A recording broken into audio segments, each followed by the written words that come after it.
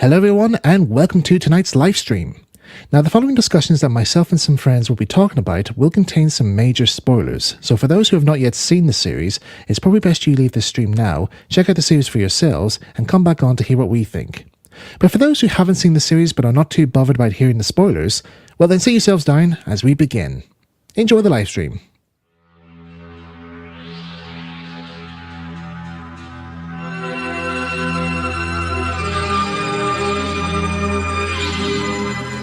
The 16th century. From the four corners of Europe, gigantic sailboats set out to conquer the New World. On board these ships, men eager for dreams, adventure and space, in search of fortune. Who has never dreamed of these underground worlds, of these distant seas populated by legends, or of a sudden wealth that will be conquered at the bend of a path in the Andes Cordillera?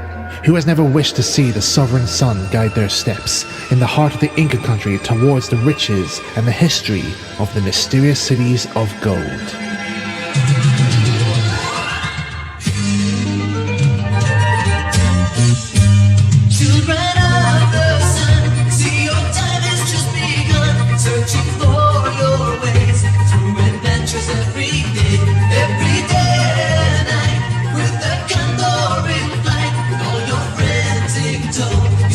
Cities of gold.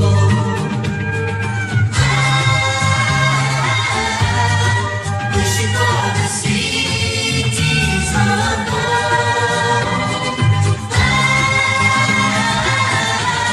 Someday we will find the cities of gold.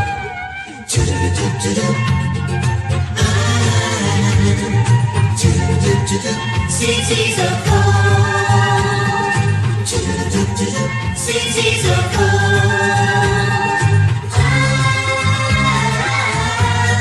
Someday we will find the cities of gold.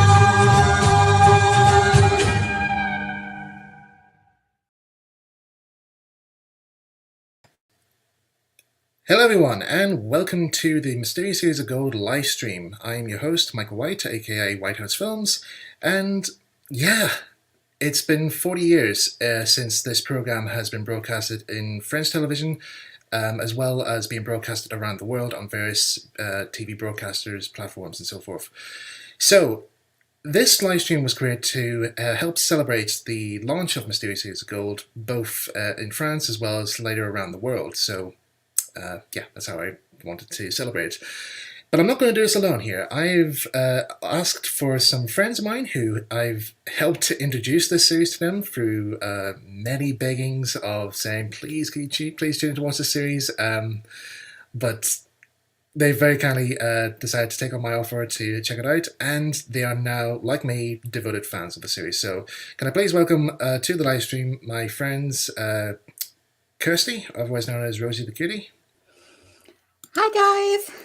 And also, can we welcome Christian, aka AngryBirdFan98.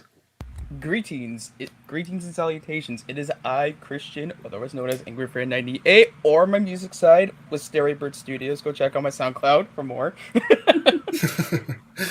So obviously, like I said here, I persuaded these two to join me in my viewing of Mysterious Cities of Gold, and they'll briefly talk about their introduction, about how they experienced the show in a sec. But yeah, let's briefly just talk about what is Mysterious Gold in general. So it's an anime series that was made first in France for French television, and it was animated in Japan. It's all about a quest to try and find the ancient lost cities of gold, such as like El Dorado and so forth out there. But it also follows the journey of 3 children and some grown-ups as they embark on different tasks to try and solve clues, mysteries, and at the same time encounters different cultures and encounter different perils and so forth. And it all lines up into this great adventure series that ties the series all together. So my first introduction to this series, we're just going to go into the introduction now. So my first introduction to the series was back in 2018, whilst I was taking a break from work, and I was browsing through just a series of videos that were a compilation of children's TV intros, and the series of Gold was amongst them, and it was the theme song that caught my attention. I thought, okay, I like this jingle. This is actually really good. And then I saw the animation. I thought, wow, for 1982, this is actually a really cool anime, really nicely smooth anime. And that's pretty much how it took off. Really, I did ask some friends afterwards, like, what's the series all about? Is it any good? One of them did say he had seen it though, but it wasn't really up his street though. But he said it was a decent enough series, so I could check it out. So I decided to check it out, and it's now in my top 5 favorite TV series shows, and I remember doing a huge binge watch of both the first and the second series in one weekend, and boy did I really need it. So and then of course when I wanted to share my love for this series, I went on Twitter, did a whole talk about it, annoyed everybody for like a whole year about it, and then decided to lay low for a bit, and then when Series 3 in the English dub came out, I was like, oh my god, back in the hype again. And so that was it. So that's my introduction to Mysterious Series of Gold. And yeah, Christian, would you like to share yours? Okay. Well, my introduction to the Mysterious Series of Gold was quite different compared to you, Michael. Yeah. Because one time I think you were telling me on Discord about this show, and I was thinking, okay. So I had a little binge watch of episode 1, and I was like, okay, and I thought it was okay. And and then I think a couple of weeks later, or a month or 2 later, you convinced me to watch more episodes, and I was like, oh my god, and I was glued to my because if you don't watch episode 1 first, you won't know exactly what's going to happen. And then I said, you have to continuously watch it to get the idea of the story. And then, like you said, when you continue watching, you're like, oh my god. Oh my, yeah, that was my whole reaction throughout the first season. I was like, oh my god. My reaction was just so priceless from what you told me. I know, it's just fantastic. And Christian, what about yours? Yeah, because you started watching sometime a few years before Kirsty, didn't you? To be honest, I'm not too sure, because my dad did say to me when I was little I used to watch it, but I can't remember watching it. Really? Yeah, weirdly, I never have any memories of watching that when I was little. Unless it was my brother. I do not know. Possibly, I'm not sure. I really don't know. It'd be like that sometimes. Okay, so your introduction, Christian. Right. Where do I begin with this? So basically, sometime in the middle of 2018, I was scourging through the internet via YouTube on Shuki Levy's work, and I came across the Mysterious Series of Gold theme song within that compilation. I was like, ooh, okay. And then sometime later, I was actually approached by you. Yeah. And because we were on Aaron's server one time, and I just said, I just blurted out saying, I've just seen this amazing series. Oh yeah, that's right. Yeah. And I basically bought the entire first series on Amazon and binge watched it countless days, and holy mackerel, it was so freaking good. I know, it's brilliant, absolutely brilliant. But yeah, I do actually jokingly remember, as I said before there, after I'd seen season 2, because I was watching it on a cartoon streaming site somewhere, and when I got to the end of season 2, I was like, we'll talk more about season 2 in a minute though, but after I saw it, I thought, I want to know more. Was there a third series? And it turns out there was, but the English dub had not come out yet, and I went ape mad on Twitter, just saying, posting tweets by saying, please, when's the English dub coming out? I want to know what happens in the next story. I don't know what's being said. And then, like I said, I took a bit of a hiatus from constantly talking about the series, and it was only I think it was maybe after Christmas. I just casually I think it must have been 3 months or so after I last talked about the series. Took a 3-month break, and then I just casually typed in Mysterious Series of Gold, and then the English dub for the season 3. The intro for it came up, and I was like, It's finally out. When was it out? It was out since October. I stopped watching it in October for a while, and all I know it could have been out then. So I was like, ah! Oh my god! I was like so annoyed by myself. But I do remember like after like during the New Year's holidays and that, I literally was like binge watching again, trying to catch up on that, see what all happened. So, so that's pretty much our introductions of all about the series. But let's all like dive in to talk about what the series is all about. So, do you guys want to talk about it, Kirsty or Christian? Do you want to talk about it better? Because I'm probably going to maybe talk most throughout this stream, so I don't want to take up the screen, take up the whole stream. Well, I was going to say you're the hardcore fan, Michael. To be honest. Are you okay? Are you sure now? I'm sure. Okay, right. Well, no, brace yourselves because I'm going to go into full nerd mode. Yep. Warning! Warning! Oh yeah, also for that. Burp. Okay, also for those, just a reminder, like I said in the introduction of this stream here, for those who have not seen the series, prepare yourself because there's going to be some major spoilers ahead. Mm-hmm. Yes. Okay, so the plot of the series focuses on it starts off with a rainy day in Barcelona in the 16th century, and we see a young boy called Esteban, 11-year-old boy called Esteban, is making his way through the rain towards a tavern to listen to the sea stories that the sailors talk about, and he finds that quite interesting to listen to. Anyway, one day he's down there, he hears about a expedition that's being taken place. That's going to be leaving the port for the next day, and it's going to head over to the New World, otherwise known as America.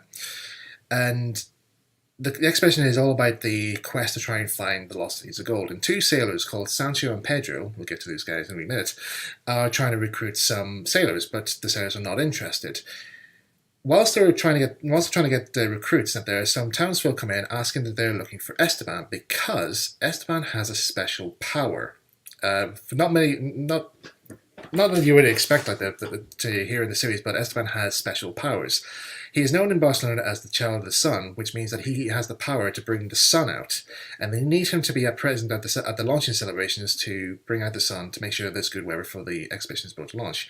Esteban decides to go into hiding because he doesn't like these ceremonies because it involves him being lifted up in a crate up a tall flagpole, up to the highest point of the flagpole, to call out the sun to come out. But the problem is Esteban suffers from vertigo. He hates heights.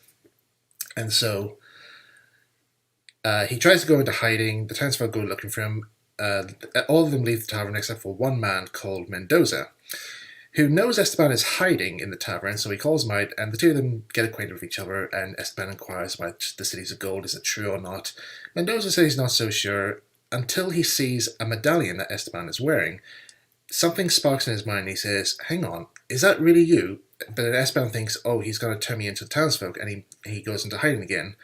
But it turns out that there might be something connecting between Esteban and Mendoza that we don't know of. Meanwhile, Esteban's carer, Esteban is actually raised in a monastery. He has no parents at all. So he's being raised up in a monastery in Barcelona, and his carer, Father Rodriguez, is actually on his deathbed. So it's a very unfortunate time for Esteban to be leaving the monastery when his carer is actually on his last breath. But he wants to tell Esteban, before he dies, Father Rodriguez wants to tell Esteban an important secret that only Esteban must know. So he sends out messages to try and find Esteban. Whilst all this is happening here, the townsfolk manage to find Esteban, and he has to go through the torture of being hoisted up the flagpole to light the sun. Yada yada yada. He at first relents by doing it though, but the storm gets worse until he gives in. He says, "Okay, let the sun come out." The sun magically comes out. The townsfolk cheer. Esteban thinks it's just a pure coincidence. I'm not magical. And then he hears that Father Rodriguez needs him at his bedside because he's dying. Esteban goes back. And it turns out that Father Rodriguez tells Esteban about how he was found, how he was saved from a shipwreck by an unnamed sailor who rescued Esteban from the sinking ship, but was unable to save his father, who was casted away in the sunken ship. And before he dies, Father Rodriguez tells Esteban that his power to control the sun must be used for good, help those who need it, and share your talents so on and so forth. And of course he dies. And of course heartbroken Esteban runs away in grief, but is then confronted by Mendoza, who tells Esteban that he was the one that saved Esteban from the sunken ship, and to prove it, he has a golden disc that he has in his pocket, and it turns out to be a missing part of Esteban's medallion. When questioned about the medallion, Mendoza says that it might have some connections to the mysterious seas of gold, and encourages Esteban to come on the expedition because he's the navigator, and so thinks that Esteban will be of great use to the voyage. Esteban sneaks out in the middle of the night to join the voyages, and Mendoza sneaks him on board the ship. On the day of the launching, Esteban is awoken by a strange noise in a box that he's sleeping on, and it turns out to contain a young Inca girl called Zia, who was kidnapped by Mendoza to help the expedition find where the lost cities of gold are. But during the voyage, Esteban and Zia become good friends during this time, but both of them have a bit of like a thing about, like, is Mendoza the right person to trust, but he's looking after us and so forth. And the first couple of episodes mostly take place on the voyage to the New World before it dives into the like the main plot of the story. At some point during the voyage crossing over, the ship encounters a very bad storm and sinks. The friends are saved from the shipwreck, but are stranded on a set of islands where they come across a young boy who is also the last living descendant of the sunken empire of Mu, and which in the first series is called Hiva for some reason. I don't know why, but it's actually Mu. But he's called Tao, and he has some connections to the mysterious gold and the people who built them. So he helps them in trying to find some clues to get them on their journey to try and find the cities of gold. There are some parts along the journey where they encounter the Spaniard soldiers who try and get what they want, get the information they want from Esteban and team, but they manage to escape and continue on their quest. And throughout the whole course of the series, the characters meet a whole series of different tribes, like Mayas, Incas, Herubus, I'm trying to think of other ones here, Amazons, and Olmecs. So there's a whole different types of cultures that they meet along the way, which all have like different problems that they have to try and help solve.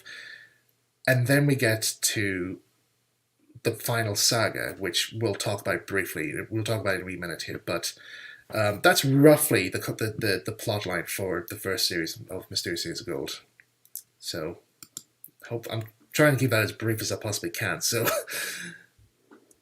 but yeah. So along the course of the series, there's actually a good set of characters that join Esteban on his quest for looking for the lost cities of gold. So of course I've mentioned Esteban. So he's the lead character of the series. If you look at my avatar at the moment here on the screen, I can just get my camera up just right now. So sorry, Christian, I'm just going to block you guys for a sec. No, you're fine. You're fine. So you can see here on my avatar here, Esteban is the one in the middle, Zia is the one on the right, and Tao is the one on the left. So that's just to give you guys an idea as to who they are. So, so Mendoza is also one of the grown-up characters in the series that joins the characters on their quest to find the city's gold, and he's a very, I don't know, how would you describe him in from the first series, like when you first see him? Mysterious? Yeah, I suppose. he's a very sly type character. Like he always like tries to find ways. You don't know which side he's on. So, and there's always these. Yeah, he's very sneaky, very cunning when it comes to trying to get out of different situations. And he's very smooth talking as well. And that's probably down to the voice actor as well, because actually. Before I talk about the voices not there, the voice for Mendoza, it was actually, I think, the sound engineer for the English dub, as far as I know. He sent it when they were trying to get the English voices for the series. it was coming up to the deadline, but so they got all the characters, like all the other characters, but Mendoza was the only one that they couldn't get a voice for. So he just quickly says, right, I'll just do a demo here real quick here and just send it off to the guys to see what they think. And they got back saying, yes, that's the voice we want for Mendoza for the English stuff. And he's like, oh, that's just my normal English voice. So that's how he got the role of Mendoza. But he is a really good actor. I forget his name. I forget the actor's name though, but at some point I'll probably maybe mention it maybe in the comments or somewhere below after the stream. Yeah. But as well as Mendoza, we also have the comic relief of the series, which is Sancho and Pedro. And they are two bumbling sailors who are basically Mendoza's sidekicks for whatever deeds he needs to get done. So Sancho has a very is it which one's Sancho now? Is it Sancho's the fat? I think Sancho's the fat one, isn't he? Hang on, let me have a look. Sancho. Yeah, I think Sancho's the fat one. Yeah, Sancho's the fat one, and Pedro's the tall, skinny one with the massive sideburns and the monkey-like face. Yeah. So they're like very greedy characters. They think of like nothing about what's happening in the situation. All they think about it is they want to get gold. Their cravings for food, drink, only one time they have an interest in girls. They go wild for the Amazons when they come across them, but that was very short lived. Yeah. But what they're mostly known for the course of the series is moaning to Mendoza, saying, "Why do you have to make us do all this stuff? Why do you have to make us do this? Blah blah blah." And so Mendoza has to try and find ways to convince them, mostly by brute force or threatening them that if they don't do what he says, he will probably maybe slice them with his sword or whatnot, and that mostly brings them back right. And of course, also I mustn't forget Tao's little parakeet, Cocopedal, who is another member of the cast members. He doesn't actually speak that much, as far as I know, in the first series, but he mostly talks back through various squawks, but he does speak English in some parts where when there's danger ahead, he just screeches out, "Danger, danger," and just tells him where to go or what happened or so forth. When we get to the villains, okay, we have a lot to talk about one guy who when me and Kirsty first when I first showed Kirsty the series, I told her, right, we're going to have this character in episode 2. This character makes his debut. He is, every time he's on screen, we laugh so hard at his lines delivery, and it's the captain of the guard, Gaspard. Yeah, that's his name. I don't know why, but there's something about his voice that just had us in stitches. Like, just whatever way the actor who plays him in the English dub voices lines, it's just so funny. Too funny. Yeah. So because we kept calling him Nappa, didn't we? Because it sounded like it sounded like Nappa from Team 4 Star's Dragon Ball Z Abridged. Yeah, it does. So sometimes whenever he's on screen, he would just go like, Mendoza, I see you've saying the brats again. He talks like that in a certain way, and it's just the way he delivers his lines. It's just brilliant. I know. But as like Sancho and Pedro, Gaspard often falls into the comic relief section by his bumbleness and over the top pompousness of how grand he is and so forth. Which I actually have to give the voice actor credit. So whenever Gaspard's in trouble, the actor does make a massive effort to make sure Gaspard is in serious trouble. He's not enjoying himself. So if he falls over, he just goes, oh, oh, oh, oh. And what was the other one? There's also one as well. There's actually one dub. I don't know whether it's down to whatever happened there, but I think you remember this, Kirsty. When there's a scene when the ship starts to sink, when the shipwreck, a sail goes through and hits the one of the cabins in front of a group of sailors, and all normally the sailors would probably scream. In the English dub, they just went. They just sounded so bobbed and oh god no, is it? It's like we don't want to be part of this production. Yeah, it's just so funny to watch. Yeah. And then there's another one. There's another main villain character who, like Mendoza, is a very sly character. He doesn't actually that he isn't really that much of a comic relief character, but I'd say he's one of the clever of the villains in the series, which is Commander Gomez. Yes. I'm trying to remember some scenes that he's in. Like, so he's mostly the one who leads all of the soldiers and what to do and so forth. But they're all led by their main chief, which is it General Pizarro?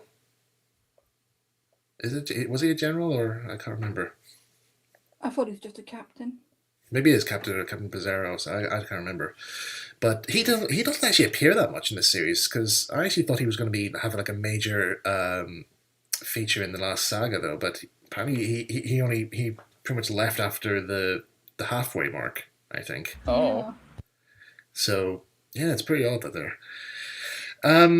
Oh yes, I must also forget, in the series there's also this like with some series you have to have like a trademark vehicle. So like, with Batman it's the Batmobile, Postman Pat it's his red van. Mysterious Years of Gold, yeah, Doctor Who, the TARDIS, yeah. Mysterious Years of Gold has 2 vehicles. Again, spoilers here. One of them sadly gets destroyed.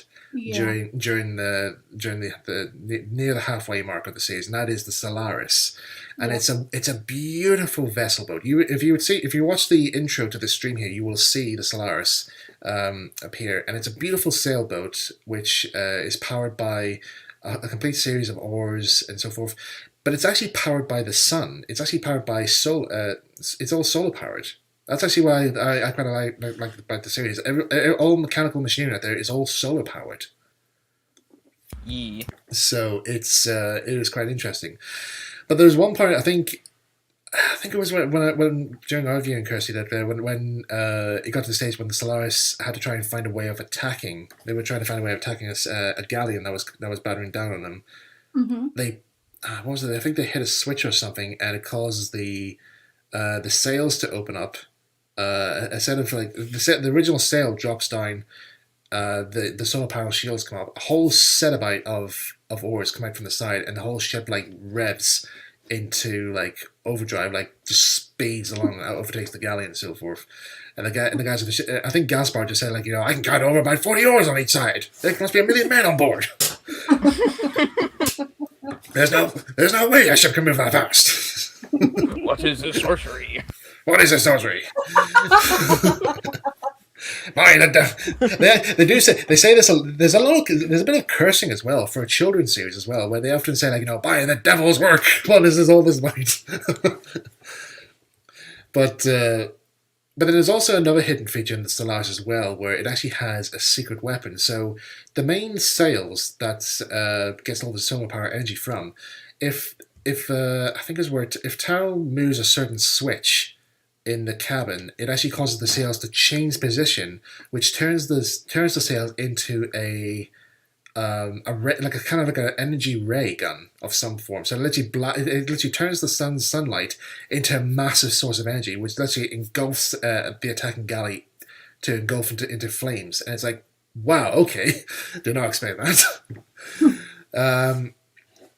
And then there's another bit as well where the Spanish, in the episode where the Solaris gets destroyed, it was where Tao doesn't want the Spaniards to get it, so in a bit of disappointment, he pulls a lever which he must never ever pull, according to his encyclopedia that he brings with him to help translate all the clues and so forth. It says like, if they ever pull this lever, something bad will happen to the ship, and in this case, the ship literally explodes. Like when Tao pulls the lever, it just explodes in a massive fireball. It's like so spectacular in hand-drawn. Yeah, in hand-drawn animation, it's very good.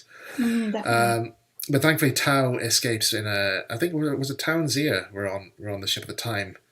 But they managed to escape via an escape pod, which is located in the cabin. So yeah, that was all fairly well. But the main vehicle that features in the series features, I think, probably maybe in the end of the last third. I'm not sure, because most of the journey is all them walking through deserts and so forth. But then when they finally get this next vehicle. Why did I say video? When they get this next vehicle, they find it in an old temple, which they thought at the time was the city. They actually thought it was the original the Mysterious Cities of Gold, but it turned out to be just a city that was lit up by the sun. So it kind of gave the illusion that it was made of gold during the sunset.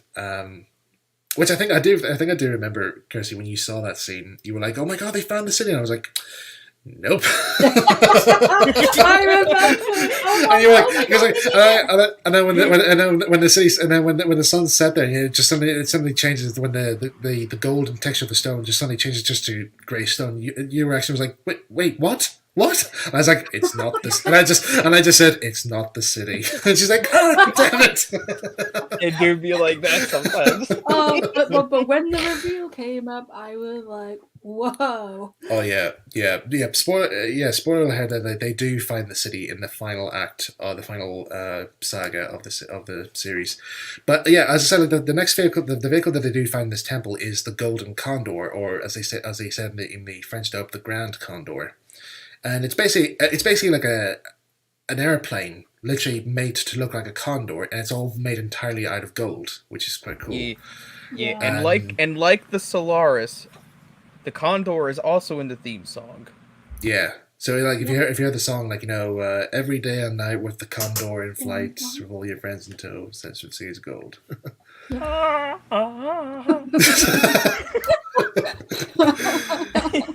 It's all different versions about that. But what was it? Let me see. So yeah, there's some really nice shots of the Golden Condor flying during the series, and plus the music as well of the Condor taking flight is actually quite good as well. So it's very nice, calm piano type music, isn't it? Yeah. Yeah, it's like very very sweet and calm out there, and we'll talk about the music very short in just a wee minute here. I think we'll talk about the settings for the series. So yeah, it takes place during the 16th century. So they have to try during the course of the series. They have to add in key points of history that took place during this time. So there are some scenes in the series where it gets a wee bit disturbing in parts. Like they don't show much graphical stuff, but they do show a bit of graphical stuff in the documentary bits to show at the end, just to show the audience what the reference material was from. Yeah. Which during when it was broadcast on the BBC, I think in the UK, Mysterious Cities of Gold was broadcast on the BBC, whereas in the US it was broadcast on Nickelodeon, I think. Yeah, Nickelodeon. Yeah. So in the BBC thing, I think they removed the documentary section, but I think in the US thing, I don't know if anybody US viewers who are tuning into the stream there, if you saw the series, did they include the documentaries in the original broadcast? Not sure, but yeah, let us know in the comments there. But yeah, some of the stuff they might have done, yeah. But during the course of the series, there are some scenes where you do see people getting tortured. There's one scene where you see an Inca slave being whipped for discipline or something like that by some Spaniard soldiers. And I think that was one stage where, in a scene where Zia refuses to help the Spanish soldiers. At first they were going to say about torturing Zia. Zia is only like a child in the stage, and you think, my God, they're actually going to do some child cruelty. But no, Mendoza says, like, look, I'll talk to Zia. She knows me more. I'll take her to one side. So he takes her outside, and he shows her this Inca again whipped. And he says, look, Zia, I don't want these guys to hurt you here, but you have to trust me to tell them here. Otherwise, we're never going to get out. And it's like very uneasy at times. But also, I think what me and Kirsty were also surprised on as well during our viewing was the body count. Oh yeah. Oh my God. Literally, we just counted how many yeah, there's like so many. There was so many deaths in the series. So episode 1, we have a death count. I know, like even episode 1, we straight away, like we have Fabregas died. I was like, okay, wow. That's one. That's one. And then during the course of the voyage, there's when the ship hits the storm, one sailor falls off the mast and falls into the ocean with a very funny scream. By the way, he just falls and goes, ah! And just falls in. And I think I just remember it said to you, like in a very Mary Poppins style, I went, there goes another one. and you were like, I think you just went like, what? And I says like, yeah, that's the last time you'll see that guy. He's dead. And she's like, what? And I was like, yeah, prepare yourself. There's going to be more. Oh my god! But And I still, think my reaction was priceless. So. I know, and I think there was probably more in terms of like there was when the ship sank, there was probably maybe I don't know 20 soldiers or so got swept overboard and so forth. Oh frick! There were some actually when I mentioned about the voice actors, like some of them were made the characters sound very grumbling when they should be screaming in terror. There are some scenes where I think it's the guy who voices Mendoza did a very good job of actually convincing Scream in some form, saying we're not gonna make it, all that sort of stuff.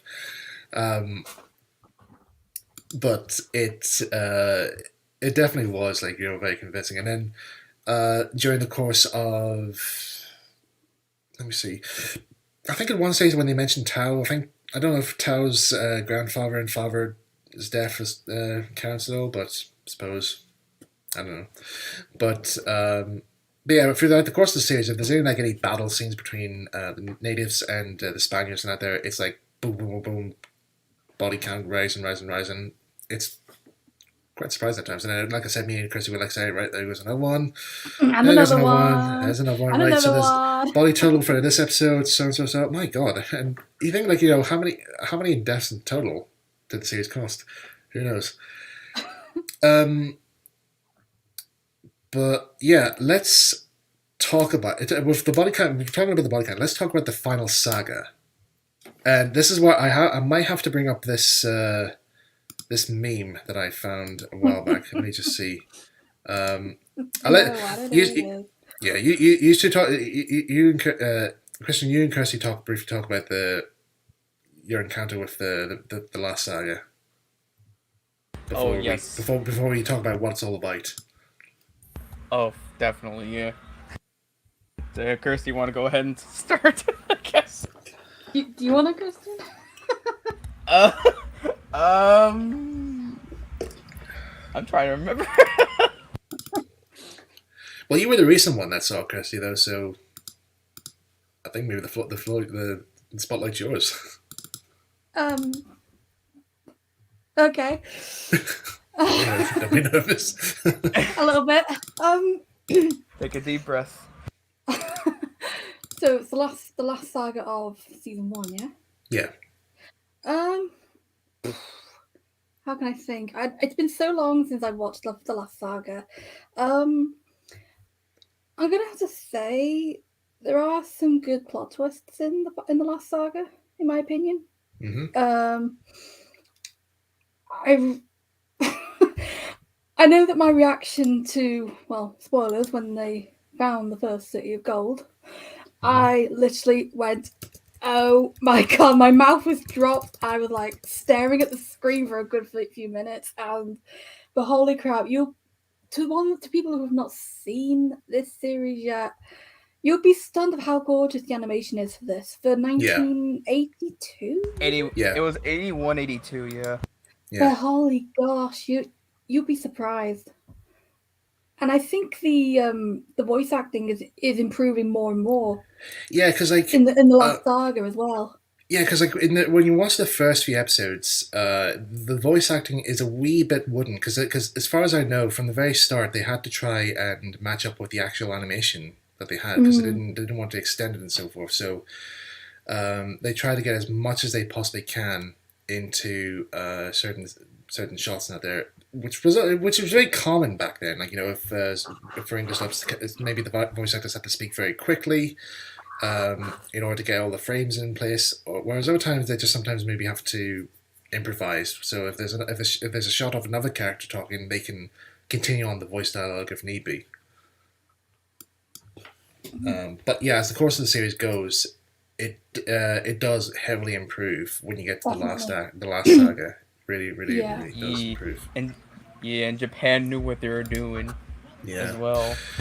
Right, I can't find the meme here, but I'll describe what it says, what the meme was about.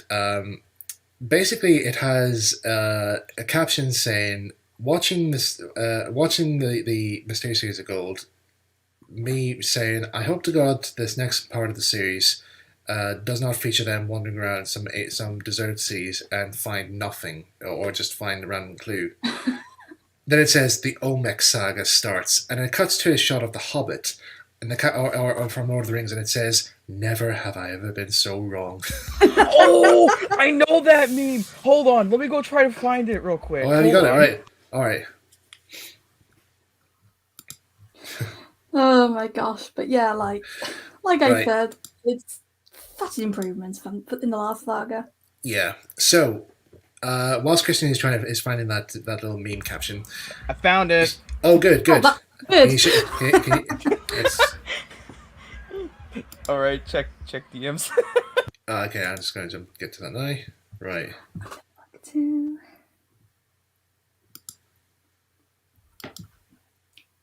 Trying to see if I can get the screenshot of this. Oh wait, never mind. It expired. I do have a backup copy of it somewhere. Let me just bear with us, folks, here real quick. We'll have this meme up in very shortly. Quick little intermission.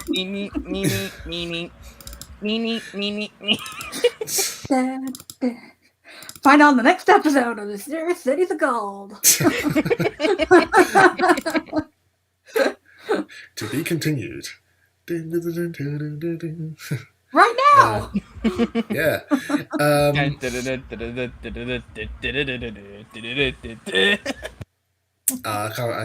can't find it though. But anyway, so do you think we should probably maybe talk about the last saga then? Yeah, like the plot wise, what happens? Oh yes. Right. So, as the saga title confirms, the Olmec saga is all about the Olmecs, and this is actually and I don't know if it's extinct, but it's of a race of beings who are very well like the Incas and so forth. That they're in the Mayas. There's a race of people called the Olmecs, and Esteban and co stumble across them when they're trying to find all these clues that they find. It says something about the burning shield. I think it's what it's called. They come out of the clearing and they find this mountain which is spewing out a huge jet of light, and they're not sure exactly what it is. So they climb inside. They go inside this mountain and they find this complex mound of machinery, like futuristic style sci-fi machinery, and they see the Olmecs. How would you describe them in the series? Because I don't know if this is basically like a fictionalized version of them. They wouldn't. I don't think they'd be like this in real life. But they're like. How would you describe them? Oh, the comics. Yeah, the Olmecs. Yeah, they have like they have like pointy ears, they're bald, and I think I very did wide, one. very wide chins, very wide heads. I think. To me, I think I did say one time when we were watching the episodes, I was thinking, who the heck are these guys? And I thought they looked like something out of Star Trek or something. Yeah, it's like a very Star Trek type design that they have for them. But anyway, they get captured, and it turns out the Olmecs are arrested people out there, but they need to try and find the Lost Cities of Gold to try and get what was known as the Great Power that would help restore their race and get things back on the way again. They'd be able to sort themselves out. Unfortunately, due to, I think it was through radiation or genetic mutation or so forth, they've lost the ability to reproduce, so they can no longer have children and so forth to continue the next generation. So they have to try and keep their current species out there alive for as long as possible. But in order to do so, some of them have fallen ill to a very deadly disease, and they have to be cryogenically frozen in these different types of like frozen suspended animation jet canisters and so forth. But in order for them to restore back to life, they need the what was it they call it? They need some special microbes or something from Esteban, Zia, and Tau in order to regain the species is youth or so forth. I can't remember. I've forgotten the name of it there, but of course they don't want that to happen, because if they do so, it might also cost them their lives and so forth. So in an escape attempt, they come across the village of the Mayas, who are also at war with the Olmecs, because they've kidnapped some of their children and so forth to be slaves and so forth. And it's also here that we find out Well, I think this gave you a bit of a surprise, Kirsty, as well, because during the course of the series, it's mentioned about Esteban is actually looking for his father, but at the same time, Zia is looking for her father as well. Mm-hmm. And so you don't know whether or not will they find him or not. And we do hear rumors of a person called the Traveling Prophet, Mm-hmm. who is a very wise man who knows about the Cities of Gold and travels to all these different places there to try and find them and so forth. So whether or not was this the is this Esteban's father or is it Zia's father? It's not known. However, there is some part during the series where we actually kind of maybe hear about what happened to what's Esteban's origin in some way, whereas we kind of maybe have a hint as to what happens to his mother, in like a mystical folk tale or so forth. But anyway, when they get to when the friends get to the village out there, they originally were meant to go and see the chief of the village, who is called Papa Camayo. Mm-hmm. And unfortunately, he's not feeling too well, so Esteban Zia decided to make up some herbal remedies and so forth. Zia has a very good background of herbal remedies, and she knows her herbs and so forth, knows how to help cure diseases and so forth. And she gets enough to help make up a mess and so forth. However, Sancho and Pedro muck up their welcome by literally dropping in through the roof of the hut that Papa Camayo is in, and they have to escape in order to stop them from being taken prisoner again. But during their escape, one of the Maya girls, I forgot her name, what she was called, but she was being the carer of Papa Camayo, and she tells him all about Zia and Esteban and so forth. But when Papa Camayo hears Zia's name, he tells her that's his daughter, and it turns out that's Zia, they found Zia's father, but Zia doesn't know yet, because she's already left the village and so forth. Anyway, the Olmecs attack the village through a massive, great battle. There's arrows flying everywhere. I was going to say cannonballs, but I don't have that. Rocks, big boulders, and all flying over. Body count again, like me and Chrissy said, was rising slightly. Couple. And so during the Plight of Wallachia, Papa Camayo insists that he goes out and helps the villagers defend the village. And whilst he does kill one Olmec by stabbing him in the back with a giant sword, he is fatally wounded in the heart by an arrow. But frankly, Esteban, Zia, and Tao managed to use the Gold Condor to prevent the rest of the Olmecs from attacking and sent them packing. And when they land, Mendoza tells Zia that the chief's been wounded, so she says, "Oh, I wonder if I could help." And she sees him, and he's like, "It's my father!" And it's like the biggest. When you see their reaction, when you see their reuniting, I was like, "Oh, it's brilliant!" They get to see him back again, and then suddenly cuts to Papa Camayo on his deathbed. Like he actually dies, and I do remember you, Kirsty. You were like, "No, she's like, we just found him now, and he's dying." I know, that's just cruel. It is so cruel out there, but why would you do that? I know it's so heartbreaking. It is so heartbreaking. It is so bad. But the music that plays with it is so.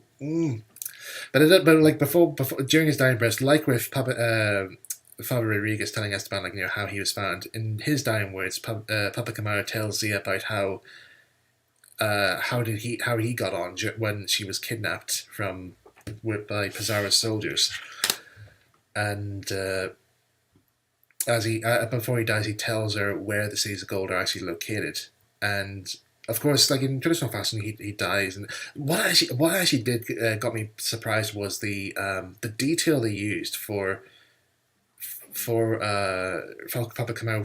Just like in one shot before he dies, he's telling Zia, and the next minute when it comes to the next shot, his hand that she's holding it suddenly turns grey, and it's so it gave me the chills. I was like, oh whoa, that's a nice bit of detail there. But it's all at the same time. It's like, ooh, okay, that's very very disturbing, but at the same time relatable. Basically, in my own words, that escalated quickly. It does escalate very quickly, like there, and of course, when Zia's grieving, the rest of the characters, they don't come around her and comfort her out there, they very quietly just leave the room, leave the hut that she's in, so she could be alone, more in peace. And it's like, wow, it's a very touching scene, really. But at the same time, like, you can understand they're being just respectful to Zia, Lara B, and so forth. And then Mendoza suddenly just starts plotting where to go next. Like literally after they leave the hut, he then starts going, right, we go this here, we take this, so forth, like that. And Esteban's like, how can you do that? How can you do that? Like Zia has been trying to find her father for years. She's now found him, and now he's died. It's like, do you not have any respect for him there? And Mendoza just says, like, he says, like, look, you just have to move on. And Esteban's like, he's like, seriously? But Tao says to him, like, well, he is right, like, you just have to move on, really. And it's not that easy, though. But he tells him about that, and it's a very good message, I think. It is, yeah. It's a very good message. So yeah, they do find the city's gold, but it happens during the big attack during the Olmecs, and the Olmecs use this massive ship, this big powerful ship that they use, which it kind of looks like Squidward's house, Easter Island Head, with legs. That's the best way I can describe it.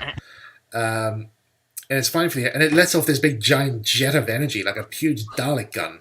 Yeah. Do you remember that? Because I remember because I remember when you were watching, you were saying like how many. Again, more and more Mayan people get killed in the ray, and like they get disintegrated, like literally get zapped, disintegrated, gone, turned to ash in this giant ray. It's like, whoa!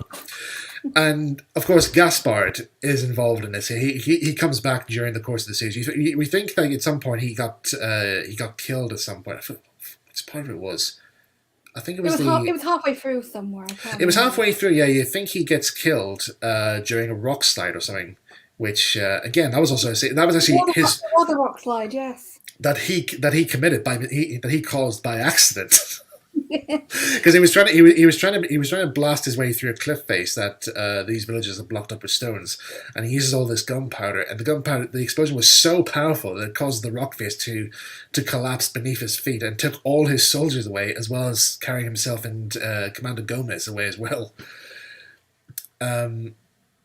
So he's involved in this here, and he's like, again, being Gaspard, fumbling about, falling over, screaming and so forth. Good comedy gold there, but he's narrowly dodging all these giant rays out there, which are making massive red-hot trenches in the ground. And you're thinking, wow. And I think I also do remember saying to you, Chrissy, it says, like, remember, this is a kids show. This is for kids. Yeah, for kids. For kids, right? But like during the whole thing, you were just going, oh my God. Look at that! Look at all this! It's just like, and then there was something go like, to be continued. I'd be like, no, I want to see the next episode. I know, because before we bring back the death count. Yeah. So anyway, yeah, they do find the Cities of Gold, and like I said, the unveiling is brilliant. It is really, really good. But at the same time, Tao has been taken prisoner by the Olmecs, and so in order to trade for Tao's freedom, they have to give the Olmecs the great power that they're looking for from the Cities of Gold. And so, like I said, you see the spectacular wonders of the city. It's beautiful, absolutely fantastic. But in the city, there's this old priest that is guarding. He says he's the guardian of the temple and so forth. He tries to make reasons with the Olmecs, saying, like, why can't we just share this power together? At first, it looks as if the Olmecs are saying, right, okay, we'll do this here. When suddenly the chief leader, commander, literally stabs the priest in the chest. Yeah, that was a shocking plot twist. Yeah, he just went, and the priest is like, oh, he just collapses. And you think, oh my God, is he dying? He's like, no, he's just wounded him. He's just like slightly wounded. But yeah, the Olmecs make off for the great power, but it turns out there's something missing for the great power. The great power is like some sort of it's like a big cylinder or something. I can't remember what it was. Like a glass cylinder of form that they put into their machine, but it needs a special key, I think, to prevent it from causing havoc. And it happens to be a jar that Tao has, and he says like only the chief priest of the Cities of Gold can open it. But it turns out it's not a jar. It's actually like some sort of a key to prevent the great power from overheating or something or other. But of course the Olmecs don't know that, and so they put the great power on their machine, at first it goes well, and then suddenly it just destroys their base, killing all the last remaining Olmecs in the place. And it lets off this. The machine starts burrowing through the Earth's crust down to maybe near the Earth's core, and if it does reach the Earth's core, it'll literally destroy the entire world. It's very complex, like for a kid show, for everybody to know exactly what happens. So, but without the key, it can't be stopped. So they have to try. So basically, Esteban and his friends try and take the priest over to try and stop this from happening. But at this point, when they reach the Olmec's temple, some poisonous gases from the burrowing of the device is set out throughout the whole land, killing off any animals living within that area. And it's another disturbing shot there, where you see all the dead animals succumb to the poisonous gas. It's very sad. And so, just before the priest goes to his death, because it does show that he does die when he finally puts the thing back into place. Esteban stops and he says, well, what about my father? It says, I need you to help me. He's like, I'm trying to find this person called the Wandering Prophet. Do you know him? And he's like, well, I have met him before, but I don't know where he is now. And Esteban's like, well, he's my father, and I really do want to find him. And the priest says something like, Esteban, you can do a lot more. Like, a son can do more than his father, or something. I forget what the speech was, but it's a very moving. It is a very moving speech there, and he leaves Esteban in a bit of a disbelieving state. Like, he's like, wow, whoa, that was quite a powerful message that there. And he's singing for a bit, and he thinks, was this really who was this guy in the end? And it was only until when the cities of gold are destroyed that Mendoza finds out who this guy was. And it turns out the original priest died centuries ago, and this new guy came up offering to take his place, and he was nicknamed the Wandering Prophet. And it turns out the priest that we see was actually Esteban's father. But he does. But Mendoza keeps the city. He says, don't tell Esteban this. Never ever tell him, because I don't want him to be disappointed by all this here. So that's basically what happens. And of course, with the cost of the Olmecs removing out the great power net there, the city's gold becomes unstable, and it literally destroys itself, burying itself within a huge mound of earth and water, and it's entirely lost forever. But thankfully Mendoza manages to save some gold for him, Sancho, and Pedro, so it's not a lost cause. No. Yeah. Nothing valuable was lost. Nothing valuable was lost here. So with everything now back to normal, our heroes decide to continue on their next quest to try and find the next cities of gold. So Esteban, Z, and Tao go off on their own in the Golden Condor, and Mendoza, Sancho, Pedro says they're going to head back to Spain, probably try and invest their gold and see what happens. And they said maybe next time we'll meet up in the tavern where we first met. And that's pretty much the end of the first series, and it ends with this wonderful montage of the Golden Condor flying through the sky before it passes the sunlight, and then we go straight to the last bit of the last documentary feature, and then the end credits. Yep, and that was season 1. That was season 1. So, final thoughts on season 1? I loved it. Yeah, same here. It is a really good series to check out. I mean, most fans mostly prefer that series compared to the later series, but which we'll talk about in a wee minute. But yeah, it's definitely really good. Now, before we go on to the next stage, one thing we forgot to mention is the music score. And Christian, I think this is your speciality. So yes. Yes. Why don't you talk about the have you done researches on what instruments were used? Oh yes. Yeah, so you go ahead. This is your section now.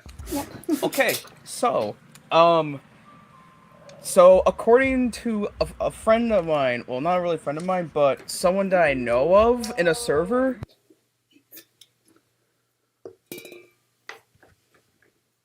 One moment, I'm trying to gather my thoughts. Okay, that's no worries. I thought for a second that the stream had frozen up there. No, I'm just trying to find this very important thing real quick. Hold on. Okay. Well, whilst you're doing it, I'm going to grab myself a quick drink here.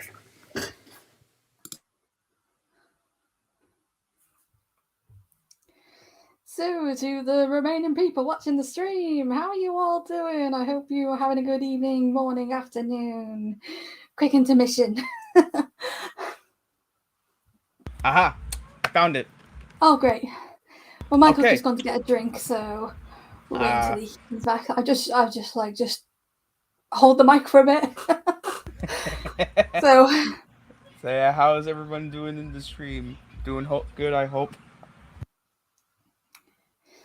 So, from what we've been saying so far, you guys enjoying it? You might be interested in watching this show? Yes, no? I don't know. Maybe. Pig's Breakfast. Oh, yes, I know that show. Never heard of that. It's an Australian show. Ah, okay.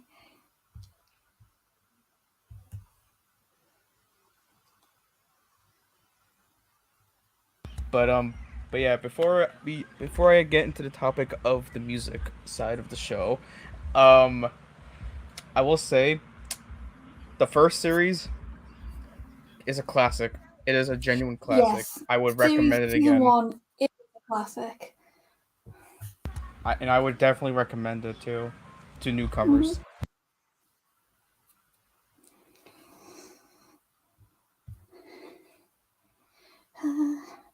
Children of the sun, see your times to begin, searching for your way through adventures every day.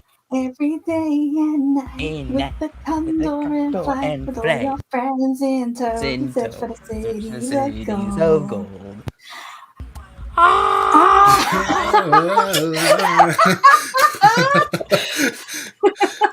So yeah, they did have that wee bit. They would just go While you went to get a drink, Michael, we just did like a little intermission, just asking how everybody is and just see if everyone's still alive, surviving. Yes. Hoping you guys are not bored to death here at the moment. Anyway, so did you manage to get your notes about the music? Yes. Okay, go right ahead. Right. So, someone that I know of in a music server that I'm in, said this. So, according to the French Mysteries of Gold, the secrets of. Actually, hold on. I'm gonna try to pronounce this. Hold on. Go ahead. Hold on. Let me just go to trusty Google because this is all in French. So, gotta be prepared. Is this the French pronunciation of the series? Yes. Oh, Le Mystérieux de Cité d'Or. Yeah. Ah, here it is. The Mysteries of Gold, The Secrets of a Saga. Ah. According to that book, Shuki Levy mentions in this book that he used the following hardware for the show, including Inspector Gadget, by the way. Mm-hmm. The emulator 1, the Prophet 5, an ARP Odyssey, an ARP Selena, and a Lindrum. Ah. Yeah. And there was also a DVD interview with Shuki Levy where some of the stuff mentioned is noticed in the background. Ah. Yeah. Interesting. Now, one of the I want to point out as well here is when the series was first made, when it was animated in Japan, they did have a musical score prepared for it, but it wasn't exactly what the creators were looking for. It was more of the original Spanish dub, not the Spanish dub, the original Japanese dub had a very pop video type of intro. If you look up on YouTube, look up Japanese Introduction to Mysterious Gold, and you'll see what I mean. They called the series Esteban, Child of the Sun, I think. So it was it's when you go through that starlit galaxy scene, it more or less has this weird space sci-fi type noise going woo, woo, woo, and then suddenly when it goes to the intro, this going do do do do do do do do, very pop music and so forth. Yeah. It turns out the guy who did the Japanese music, his name is Ryuji Sasai. So So this wasn't exactly what. So like I said, the music's fine. I'll give it here. The music's absolutely fine in the Japanese dub, but I'm kind of with the original producers' ideas where they actually wanted a bit more action packed. I think what they said somewhere is that they wanted something like Indiana Jones type because Indiana Jones was out at that time, wasn't it? It was like late 70s. Yeah. It was 80. No, it was 81, I think. Yeah, so they wanted like a type of Indiana Jones type of music, and so they got Seski Levy on board to compose. Who was the other composer? Because there was somebody else. There was Haim Saban and Shuki Levy. Aye, and who did this? Who did the vocals? The vocals. Let me go quickly. Noam is it Noam something? Let me see. Noam Canel. An associate of Shuki Levy. Yeah. So what you hear in all the other dubs of Mysterious Gold, that's the redub. That's Shuki Levy's one. So it's only the Japanese dub that has their soundtrack. But what I actually noticed here, I did check out the Japanese dub for a bit to see what it's all about, what differences it is to the series. But I noticed that they have extra scenes in some shots, like they have model shots, like actual physical model shots of like Spanish galleons going for a disastrous storm. It looks really impressive actually for back in those days. Like I think like during the 80s, like using models for everything like that was just like the bee's knees really. It was very impressive there. But I do remember hearing some parts of Series 1, there are some scenes that wasn't included in the original Japanese release. That was mainly because the producers in France asked for some new scenes to be animated. One of them happens in episode 2, where Esteban is when they're on the galleon to the New World, Esteban becomes seasick. And as he walks out of the cabin to try and get some fresh air, it pretty much in the Japanese dub, it's just like he just walks out of the cabin and it cuts to him lying on the deck of the ship, like going, "Oh, that's better." And then, but when you see the next dub, you see him walking out of the cabin, wrenches a little bit to try and prevent himself from puking up, rests himself against a tie down or something for some ropes out there. And then suddenly it goes into like this sort of weird trippy sequence where he's falling through the sky. The deck of the ship suddenly turns into like a colored rainbow of some form, like these weird colors, and he's flying through the air. Doesn't know what's happening, and he starts visualizing the Inca buildings, like the pyramid buildings that you see, or Inca temples, and you're thinking, what's all that about here? And it turns out that I don't know what the explanation of it was there, but it's very interesting nonetheless. So they were like one of the few things they asked to be included in the series. But I know there's something else. There is another shot where they asked to reanimate some bits, but I can't remember what it was. But yeah, before the stream, we actually asked Christian to see if he might do us the honors to maybe give us some cover versions of some of our favorite tunes from this Mysterious Series of Gold. So, would you be able to? Are you rigged up to play us some? Sure. Hold on. So before you play each one, would you mind explaining to like what the titles of the tracks are? Oh yes. One of the tracks, which is my favorite, is Happy Esteban. Oh yeah.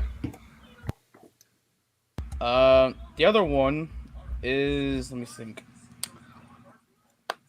The other one that I know of is called Theme of Zia, or in this case, it's Theme d'Zia in French.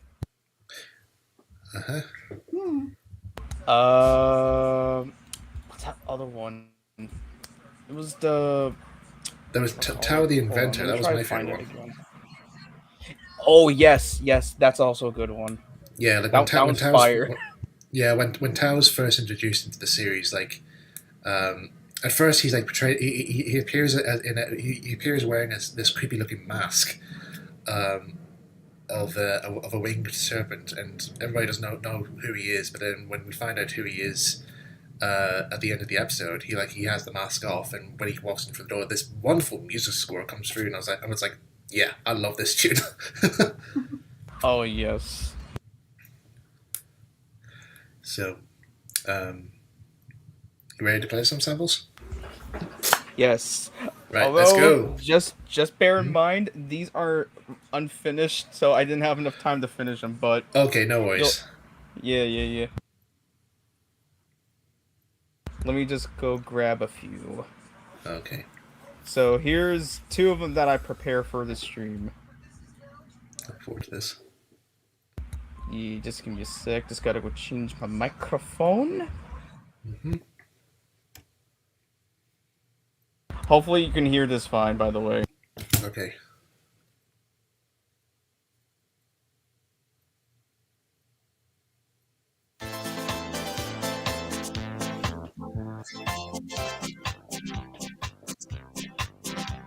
Oh yeah.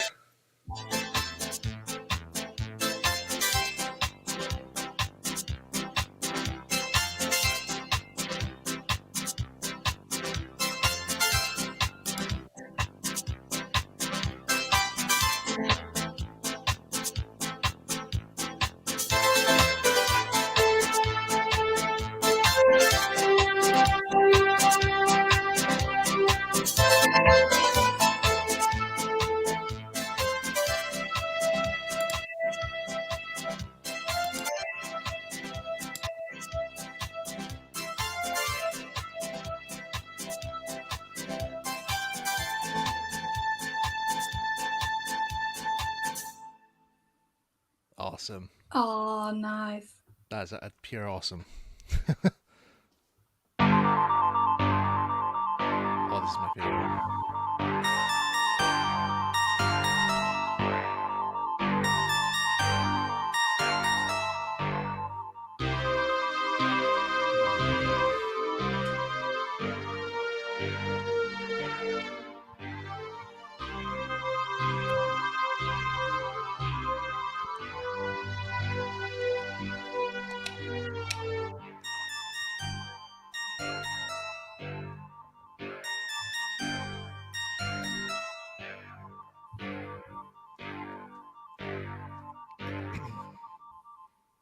Nice. That tune, by the way, in Awesome. case anybody's wondering, is called Le Rive de Esteban, otherwise known as The Dream of Esteban. Yes. Have you got any other ones there, or are they the ones you've done so far? Oh yes, I do have another one, which Okay. I'm gonna quickly render out real quick. Okay, no worries. Okay. Whilst he's doing it there, I might quickly tell this quick story here regarding to something happened a while back. I was in time with a friend of mine, just like for a meetup and so forth and other, and I had this. I decided to do this wee game where I would try and see if I could find anything relating to Mysterious Years of Gold in the shops, because surprisingly there's very little merchandise of it. I was very surprised by that, because I think you can only get like maybe right now you can get the DVDs, okay, fine enough there, and but that's pretty much it really, nothing really else. I know in Japan they did release a whole line of toys dedicated to series like figurines and so forth in a manga magazine comic or so forth. I don't know in France what they produced in France toy wise. I know my friend Kipper Runs Again sent me a catalog list of some merchandise that was made for the series, but nothing else apart from that.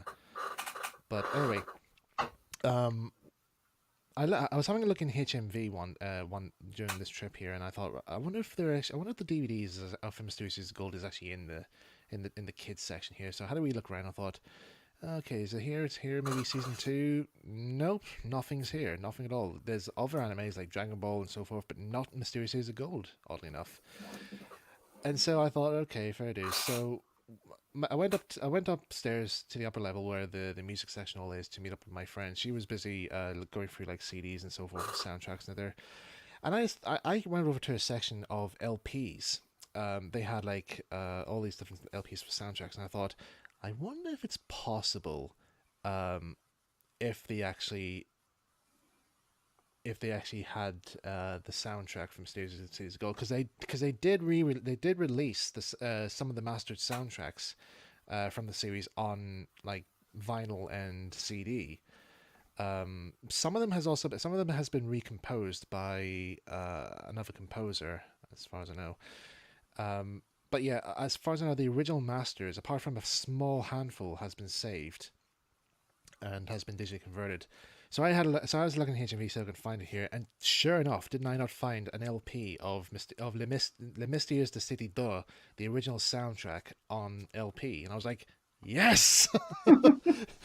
My Let's quest go. is we found a Mysterious Cities of Gold soundtrack in Northern Ireland. Brilliant. The only copy. I guess you could say you found the cities of gold, eh? You could say that, yeah. That was like one of the clues to try and find it. So I was really pleased with that. I actually was really pleased. And then I was in earlier this year, before I left for the Audrey extravaganza. I went into Forbidden Planet to pick up a copy of. They recently released a new graphic novel comic book of Captain Scarlet called Operation Saber, and I really wanted to get that. And so I was getting it there, and I was at the checkouts, and I just briefly, casually, just said to the guy, I says, "This might sound a bit odd, me asking." I says, "But do you guys sell anything relating to the program Mysterious Cities of Gold?" To which point the guy's eyes literally lit up, and he went, "Mate!" And he grabbed my hand and he shook it visually. He says, "Great taste, mate, great taste." I'm like, "What?" I said, "What are you on about?" He says, "I love the series too." He says, "Do you know what we actually do?" He says, "We sometimes actually play some of the soundtracks through the speakers in the shop." And he says, "The number of people that stop and turn and question what the song was, and we tell them, they're like, 'Oh, I remember that show." And it's like, I was like, "Oh my God." I says, "Well, I'm glad I'm not the only one who enjoys it." And I was like, "I really do wish they did more stuff." And he's like, he says, "I would. I do as well." He says, "If they ever did more merchandise, I definitely would sell it. I would definitely like promote it as much as I possibly can, because I love that series." So if there's another Comic-Con, I'm gonna try and have a desperate look around to see, because you never know what might turn up. Yeah. So Oh, yeah, by the way, we got a question from Robert. okay, Robert Smith. If Mysterious Cities of Gold if got a Mis- movie adaptation, how would you three like the film to work? Ooh, Now, good question. when season 2 of Mysterious Cities of Gold was announced, there was plans to do a Mysterious Cities of Gold live action film. As far as I know, it was meant to be like taking place with the. It was meant to be like it was going to be like something like a retelling of the first series somehow, like maybe just briefing it down slightly. Yeah, and I also heard that Shuki Levy was going to be involved. Yeah, definitely. So as far as we know, that all we know is that there is a teaser trailer for it, but it's only just the logo. That's all it is. So it's on YouTube. Check it out. But as far as we know, that project's now been shelved. It hasn't actually gone any further than that. Than what was revealed. But yeah. How's that render, by the way, Christian? Is it ready to be played? Yes. Okay, let's hear it. I'm actually I don't know what this one is here, so I'm very interested. Let's just say you're in for a treat. Oh, okay. Oh, I think I know which one it is now.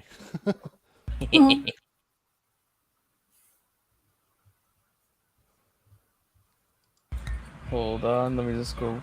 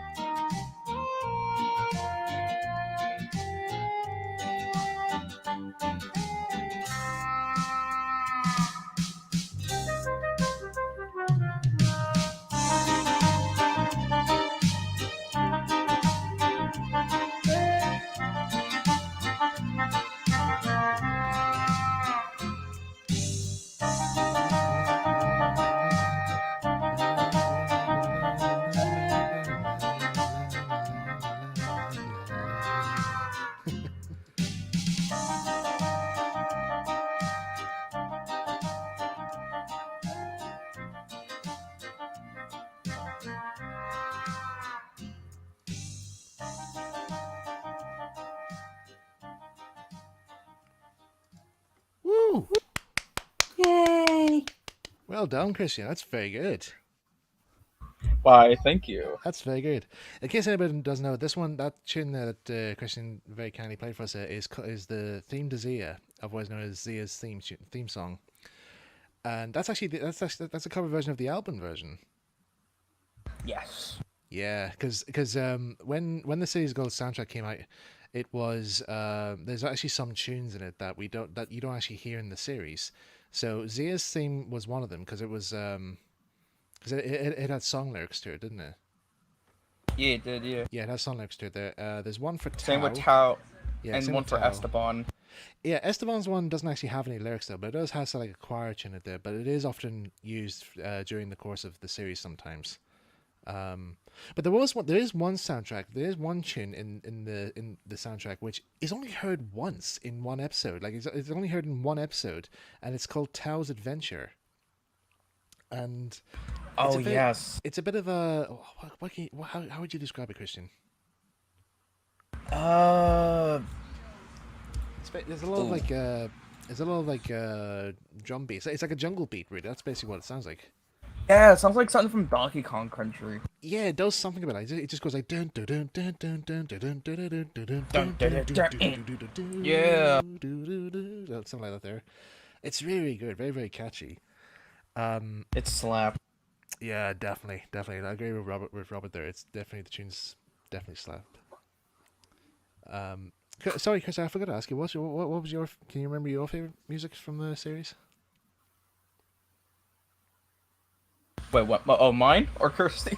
Oh, I asked Kirsty's. Oh, I thought, it sounded like you said Christian for a minute. No, there. I said Kirsty.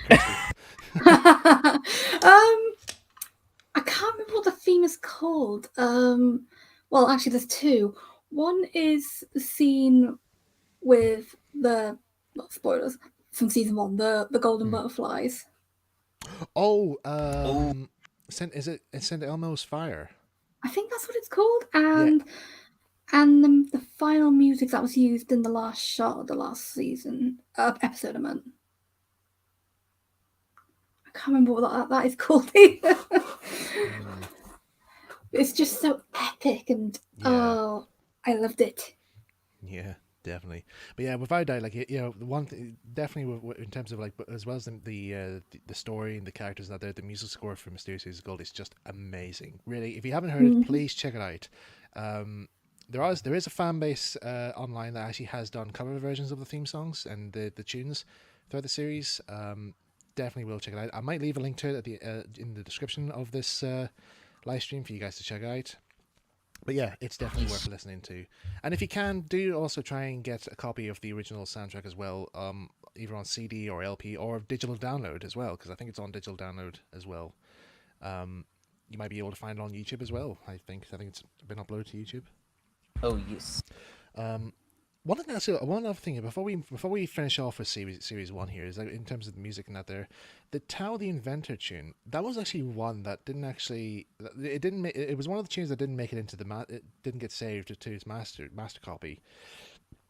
But I actually did a what they called a piece together type version, where like I just grabbed like whatever scenes I could find that actually had this tune in it and try and piece together to try and create one complete loop, because I've seen everybody else try and do their versions of it there, but they always seem to get it wrong. They always seem to get the wrong bits, the wrong sections of it all added in here. So I tried to have a go at making a proper version of it there, and I think it's available. It's on my SoundCloud account. If anybody's interested on hearing it there, so yeah, if you want to find it, look it up on my SoundCloud. Tao the Inventor. See what you think. Yes. So that concludes our discussion for series 1, and we're now we've been at this for like an hour and a half now. So let's press on, eh? Okay. Yes. Next up in our schedule is we're going to talk about the original book that the Mysterious Cities of Gold is based off. Now, Mysterious Cities of Gold. Wait. Yeah. Oh Now, wait, I think we forgot something. Oh, what did you forget? What? Our favorite moments. Oh, yes, sorry. Favorite moments. Yes, sorry. Yeah, skip the book for a second here. Let's talk about favorite moments. So, Kirsty, what was your favorite moment from the series? Oh, there's so many good moments from the first season. I'm gonna have to say, obviously, I loved the golden butterfly moment from episode 2 or 3. I think Yeah. it was. Um, um, when the first city of the god was actually revealed. Yeah. And also, can we appreciate our favorite character's funniest moments ever? Yes. Yes. Gaspard, yes. Yes. His moments just stole the show. Yeah, definitely. Good old Gaspard. What about you, Josh? Okay. I think like I have a couple favorite moments. One of them being like the reveal, like the it like both the Solaris and the Condor being revealed, Hmm. and the whole big fight during like the last saga. Mhm. That was quite good. For me, it would have to be the scene where they're escaping the Spaniards' fort. Like they go to that they go it's the whole sequence where they're at the what was it? They go for like this kind of like this mountain way, and it has this big fort, the Eye of the Eagle, I think it's called. Oh yeah. Remember that one where they try and defend this fort from the soldiers attacking, and Tao comes up with this idea about creating like a sort of like a beacon that lights up the entire sky, so they'll be able to see where the soldiers are, and then they start pelting them with arrows. And then there's a scene where like they try and pretend that they used up all their cannonballs, and the cannonballs that they stole from the Spaniards. Mendoza has a very clever way of like stealing the cannon from them. It's actually quite a funny move, and he's a very poor shot when it comes to firing the cannonballs, and so I think there's like one shot there where Gaspard's like, you piece of scum soldiers out there. He's not even in the cannon, right? And suddenly the cannonball literally just misses his head. Like it's only like a small fraction away from decapitating him, and he's just like oh, he just faints on the spot. I thought that was good. I thought that was like a great moment there. Like he's not even aiming it straight, and he just misses getting decapitated. So that had to be my favorite scenes from the first series. So yeah, moving moving on to the next stage of our talks of this here is the original book that Mysterious Cities of Gold is based off, and it's based off a book called The King's Fifth by Scott Odell. And have you guys read the book by any chance? No. No. Right, I strongly recommend you guys reading it. It's a really good story. Really, really is good. Because I'm gonna have to give some spoilers away now here for those who have not read it here. But I think some American viewers of the stream. I don't know if you have read this or not here in schools. Sometimes they give you like lessons or like a book lectures or something on this book. I've seen a few videos where they talk about it and so forth. But it is a really interesting book here. So yeah, it takes place in let's see, what year? 1541.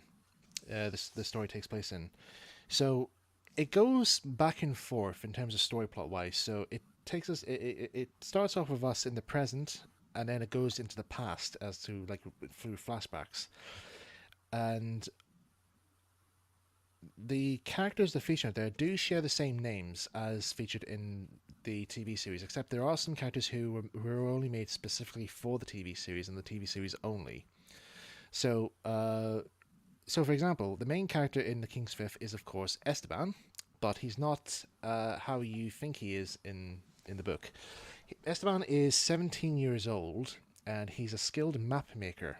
He draws all different types of maps for explorers and so forth, and he is on trial. He's actually in prison at the start of this book. He's in prison for failing to give the King of Spain his fifth of the gold that he and his troops had found whilst he was part of the expedition to try and find the hidden lost cities of gold. But also, as well as not giving the King of Spain his share of the gold, he is also up for trial for murder of Captain Mendoza. And so During his time in the cell, he's like recounting the steps of what happened during the event. At the same time, the jailer is also offering some better some better accommodation and better service for his stay if he does, if he is found guilty at the end of the trial. Providing that he tells the jailer where the gold that they found is buried, and also for Esteban to draw him a map exactly as to where to go to find the gold. And so whilst Esteban is drafting this map, he recounts about what happened, how he ended up being part of the expedition, how he came to encountering all these different cultures and so forth, meeting all these different villagers, and also sharing a fond relationship with the guide of the expedition, Zia. So, unlike in Mysterious Cities of Gold, Zia is a Native American who's the guide of the series, whereas in the TV series she's a young Inca girl. But what's mostly notably described about Zia in the book is that she wears a I forgot what it was. She wears she wears a special she wears this kind of hat that has bells on it. So every time she moves, the bells jingle every time she moves her head and so forth. But she and Esteban get on really, really well during the course of the book, and they form a strong friendship. And she shares his interest in map making, so she always gets very excited when they're making the maps and making the map up and so forth. One of the major scenes that is actually well adapted in Mysterious Cities of Gold is a scene where they try and retrieve some gold or jewelry and stuff that villagers throw into the sacred lake, the special lake, this big man-made sacred lake that they have, where they offer precious jewels and jewelry into the lake for probably for a sun god or so forth to watch down on and be pleased and so forth, to ensure their crops all grow well and so forth. And so Mendoza and his men try and find a way to try and drain this lake and find a way to excavate all the jewels and the gold they find along at the bottom of it. But in doing so, they end up flooding the town. I think they end up flooding the village that made this lake. And I don't know whether I can't remember if they did get any of it there, but in the TV series they weren't able to. They end up flooding the village, all right, but just all the gold and so forth is washed away with the water. So it's a bit of a loss. It was all for nothing at the end of it. Other characters in there that has some resemblances to characters in the TV series is members of a wee group band that follows the expedition to try and to try and lift the soldiers' spirits out there with music and songs and so forth. And two of them is what Sancho and Pedro are based off, two characters. And unfortunately, these characters die during the course of the story. So one of them, who I think Pedro is based off, he dies during a wildfire when they're escaping. They create this fire in the long grass to try and drive away the natives from the village, to try and stop them from pursuing them.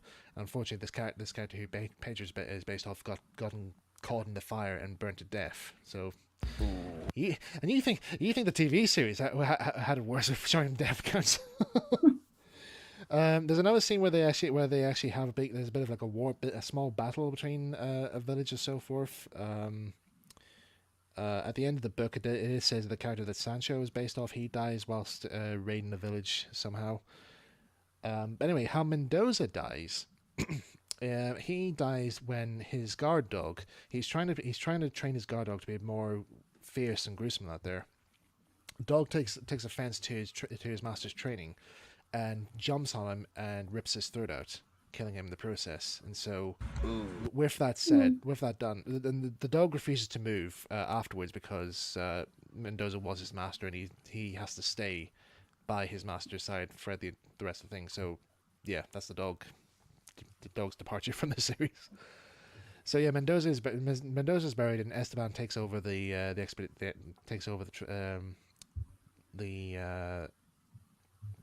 troops and so forth.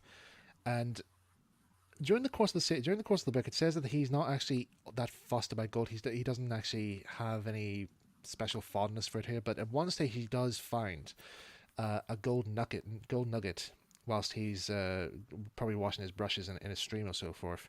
Everybody else is all like trying to forage for the stream to try and find bits of gold and so forth here. But Esteban finds this really large gold nugget, just by chance, really. And he decides to hang on to it there. And he slowly, the way it's described in the book here, that he's slowly starting to come to terms of like being a little bit greedy. But at times just tries to hide it, just tries to shrug it off there. But when Mendoza dies and Esteban takes over, he becomes a bit more aggressive. He's no longer interested in making up the maps when Zia asks him to help out. He tries to regain his friendship with Zia, but she sees more of Mendoza in him than Esteban. And so during the course of it, on their way back, Zia decides to part ways from Esteban, and she goes off with another tribe. And so Esteban is left with, I think, the priest of the train. I think it's only him and the priest to the left. Some of the other soldiers got killed off in another battle of some form. Whilst another soldier was left betraying the others at some point. I forget which point. But there's one scene where Esteban and the priest is going through this very strong desert, and the heat is absolutely unbearable. It's like their water bottles are empty. They're literally on the brink of dehydration, and the priest is literally begging Esteban to leave the gold. It's consuming his mind. It's making him become becoming a bit of a devil and so forth. But Esteban's like pressing on. And then he thinks, right, this is it. This is actually getting out of hand. What have I become? That sort of thing. I'm becoming no better than what I started out with. And so he decides to, at some point in the desert, there's these little mud pools of some form, like these little shafts of mud pools. And so Esteban decides to go over to one of these here. He takes all the bags of gold. I think it must have been about maybe 40 bags or so, and that was piled onto the mule. And he takes each bag one at a time, and he drops each of them into this mud vat, and they all sink into the depths of it there, never to be found again.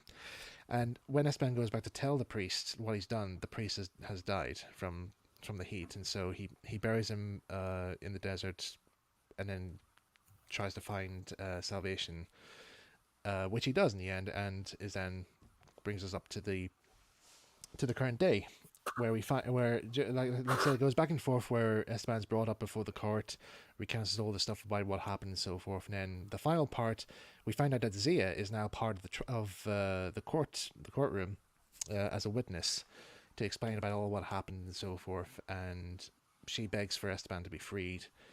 But unfortunately, Esteban is cleared of the charges for killing Mendoza. However, he is sentenced to 3 years for not giving the King of Spain his fifth of the gold that he found. So Esteban is not that fussed about it. He doesn't care. He doesn't really care. So long as that Zia promises that when his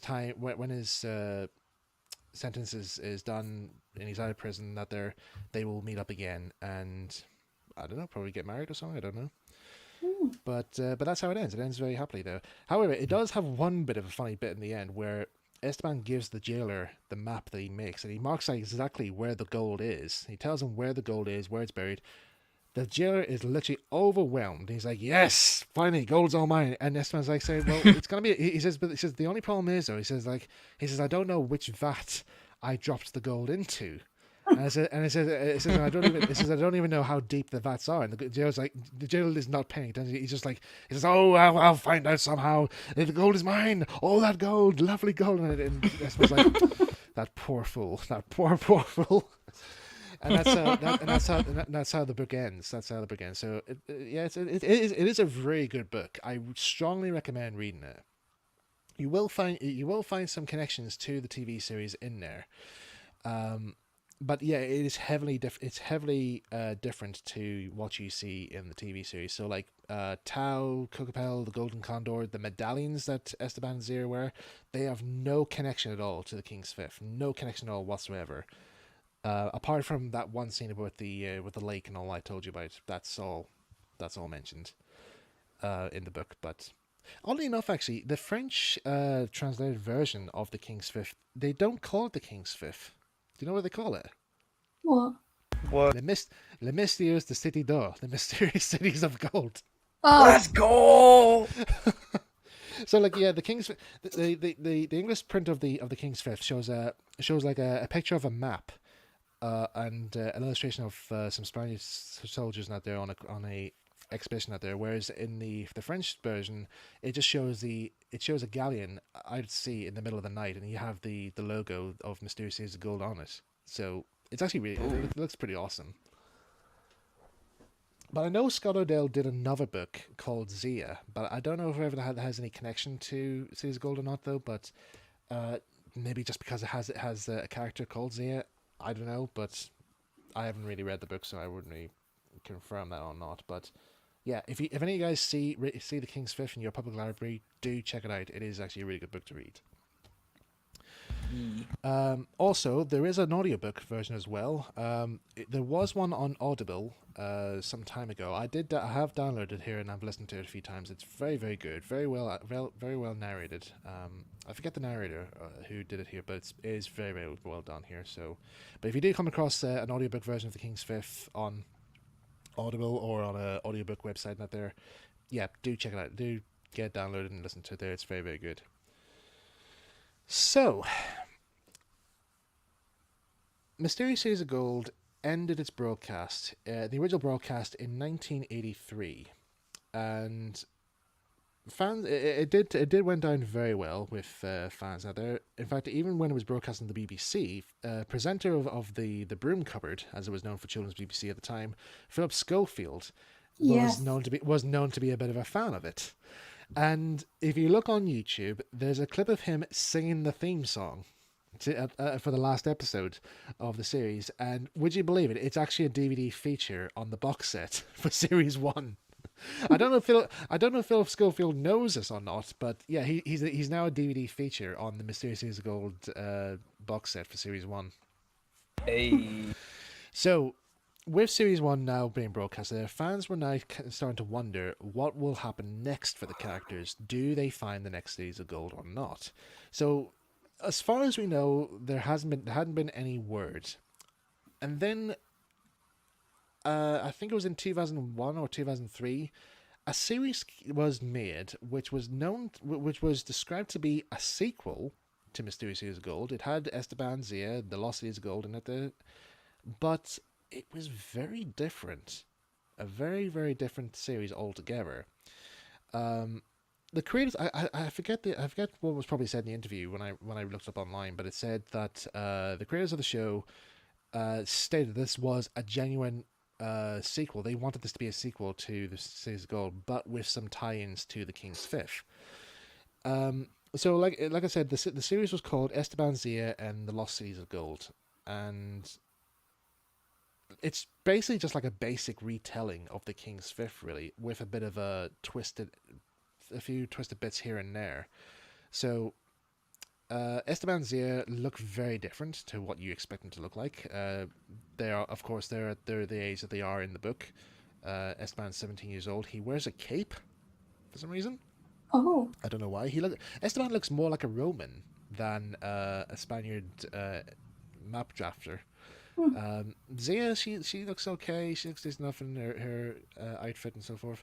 But yeah, I haven't really seen much of the series to get a basic idea. I saw the intro, but it was the music. It was the music and the animation that put me off. I was like, no, this isn't gripping me. I'm not feeling this at all. And it's a very jaunty keyboard type song, like very, very basic. It's like something you would hear at a karaoke bar, like the music. You just hear like this. It just goes like do do do do do do do. It's something like that. So it's basically like generic music, basically. Yeah, and the theme song is not like the lyrics of the song is just like very corny. If I'm honest with you, the full it was only translated. It was only available in French, as far as I know. The animation looked like it was animated. It looks like that PC game footage, like of 2D animation. You know that style I'm thinking about? Yeah. So It looks like something from Philips CDI. That's what it looks like. The animation looks like that there. So you can see some glitches in like the transition of animation and so forth. It's not very good. It reminds me of that old series I used to watch in school. They made us watch called The Story Keepers, which was like a Bible based Oh yes, series. I know that show. I used to watch that show as a kid. Yeah. It feels like that series. It feels like it was animated by that series, but it wasn't really. Like I said, it wasn't really gripping my interest in this. So even as far as I know, that series didn't get well received with diehard fans, and so that was that for a while. And then in 2011, the creator of the series announced that, as well as the talks about the feature film, which like we talked about earlier on, there was going to be a brand new series of Mysterious Series of Gold, which was going to cover a course of 3 seasons, and the plot of it was going to be a continuation from the first series. So, with that in mind, people were kind of saying, "Is this going to happen? Is this going to happen? Are we going to see something new?" And the best way to answer that, I'll have to actually show a clip of it actually. So let me see here. I hope this doesn't affect copyright strikes too, but this is only just to show people here what the intro looked like. Oh,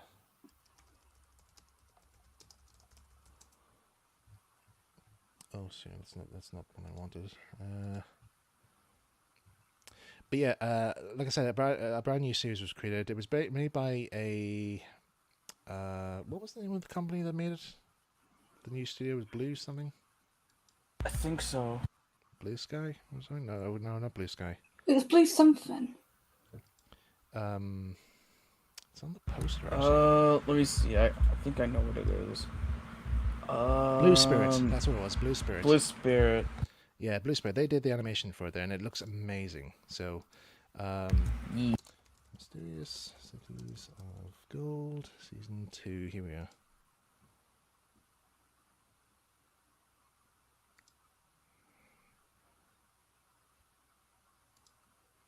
Right. Okay, just about to share the screen here real quick.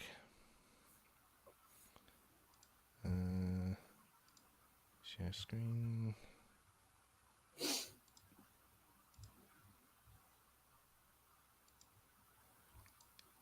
Okay, so this is the opening titles for the second series of Mysterious Series of Gold.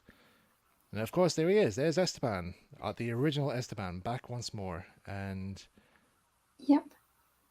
now, if anybody's wondering what's the deal with the dragon, we'll explain in a minute. And there's Tao, Zia, back once more, and the Golden Condor. The Condor. Let's get this, bro. Now, as you can see here, there's a change of animation compared to what we saw before, which was done in anime form. This time Yeah, around, in cell animation too, yeah. Yeah, and this time around, it's a combination of 2D and 3D, which it's a very good mix. I actually do like this style of animation. So do I. I agree. So, as you can see, the next series takes place in China, which is the next location for the next Cities of Gold. Right, how to stop screen? There we go. So, where we start off, we start immediately 6 months after the events of Series 1. Yeah. And we have this, and even in the first introduction, it takes place at what looks like an escaped a prison raid, really. And you don't know what's going to happen. And you see Mendoza running to his balcony. He turns around, and he screams, "Esteban!"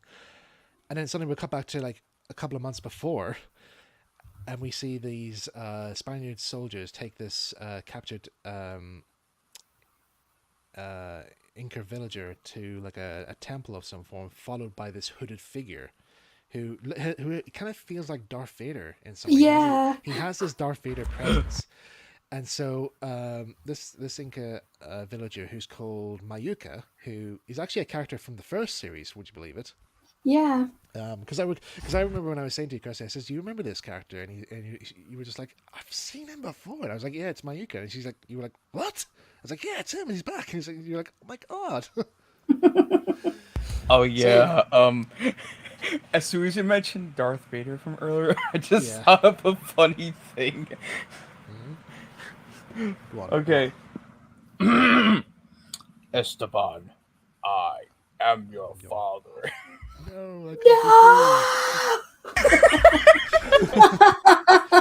unfortunately, in this series, it's not Esteban's father. Unfortunately, so it turns out to be a character called Zaris, who is hired by, I think, the government official from Spain to try and find the cities of gold or something or other to help them gain more power over their enemies from across the shores and so forth. Basically, try and help them win a war with other countries and so forth.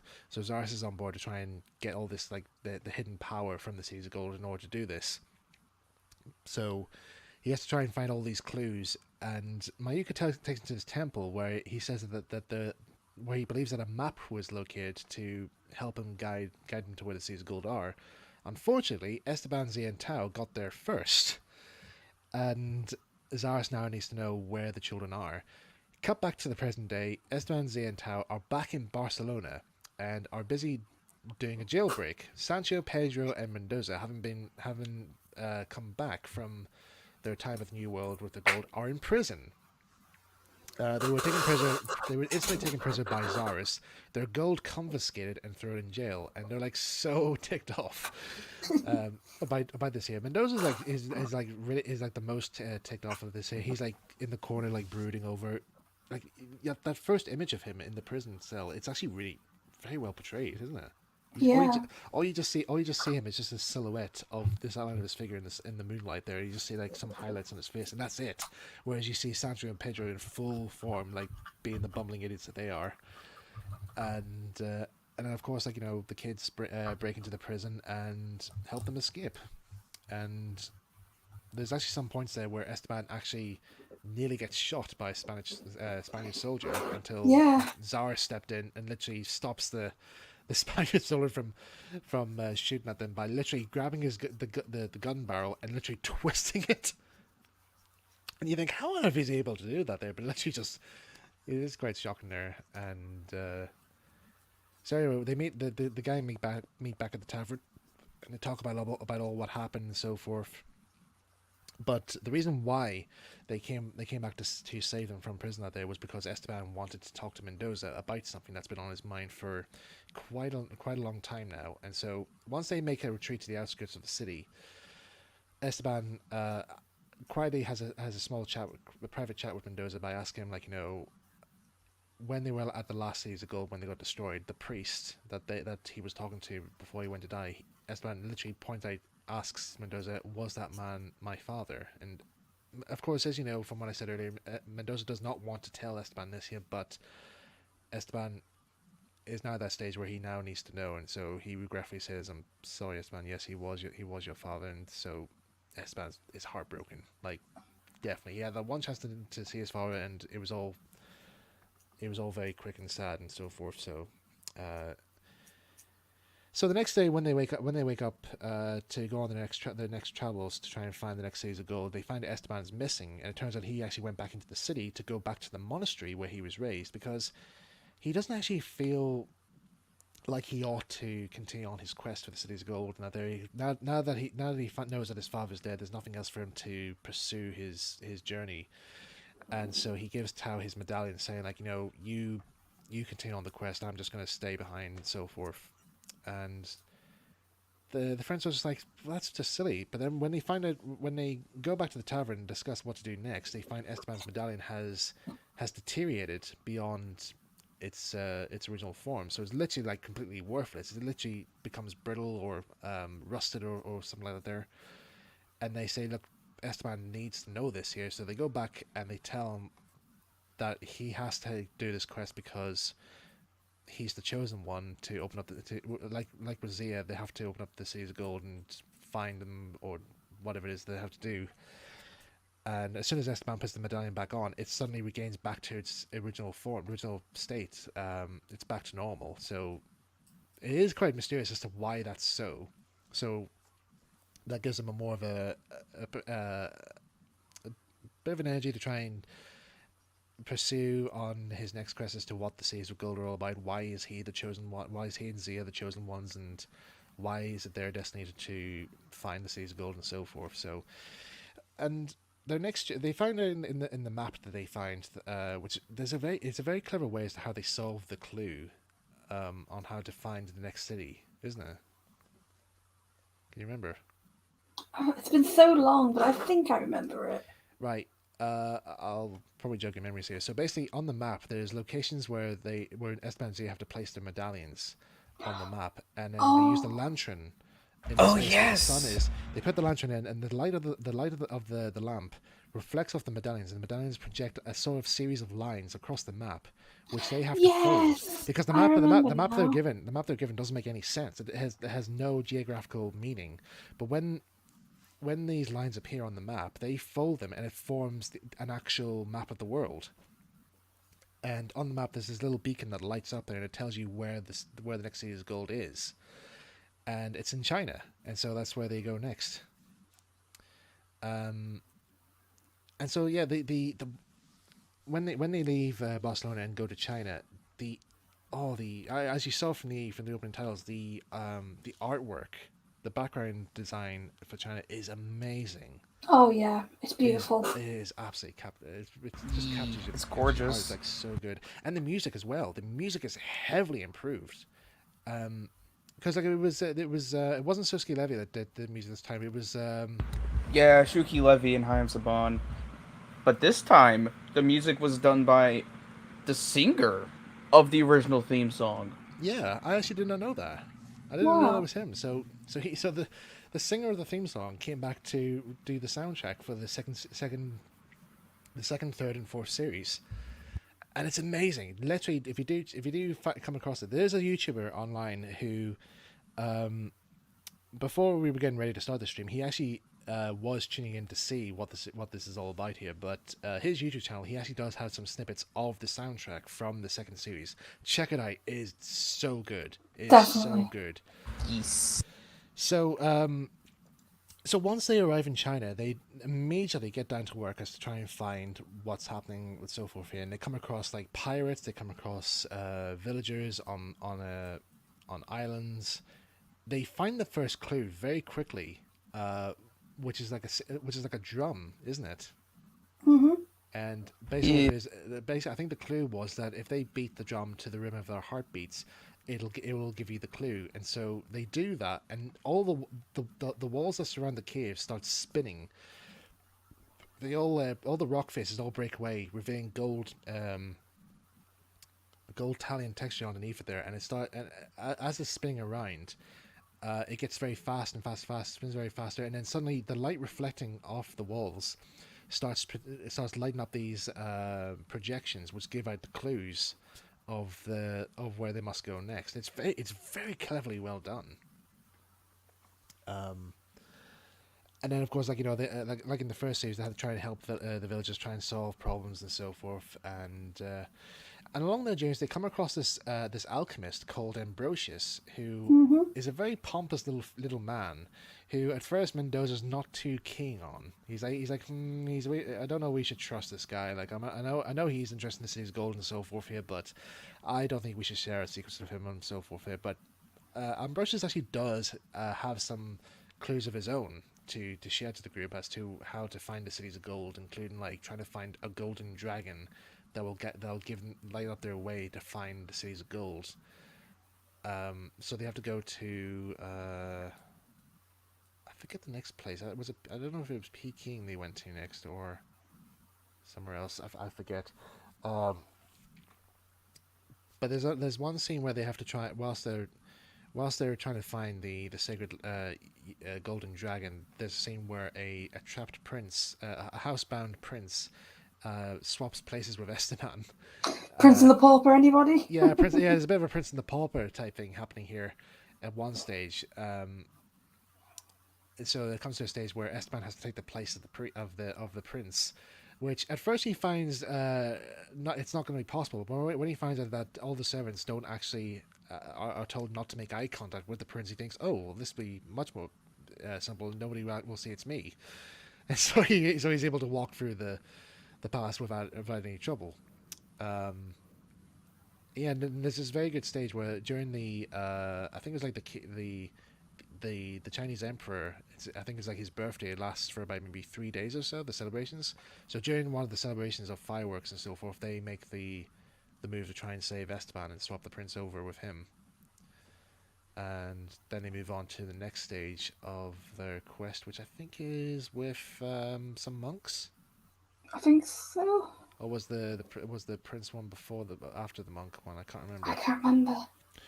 Yeah, but there's a nice brief series with the monks in there. There's a funny section there with Sancho and Pedro going through like a training course section, like a martial arts training exercise room, where they set off a series of gears which makes them go flying in all directions and hitting all these booby traps in this brief place.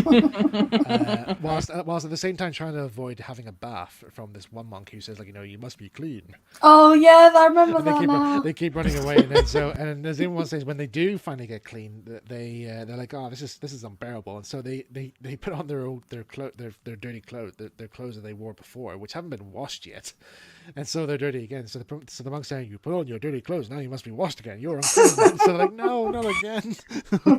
Oh no!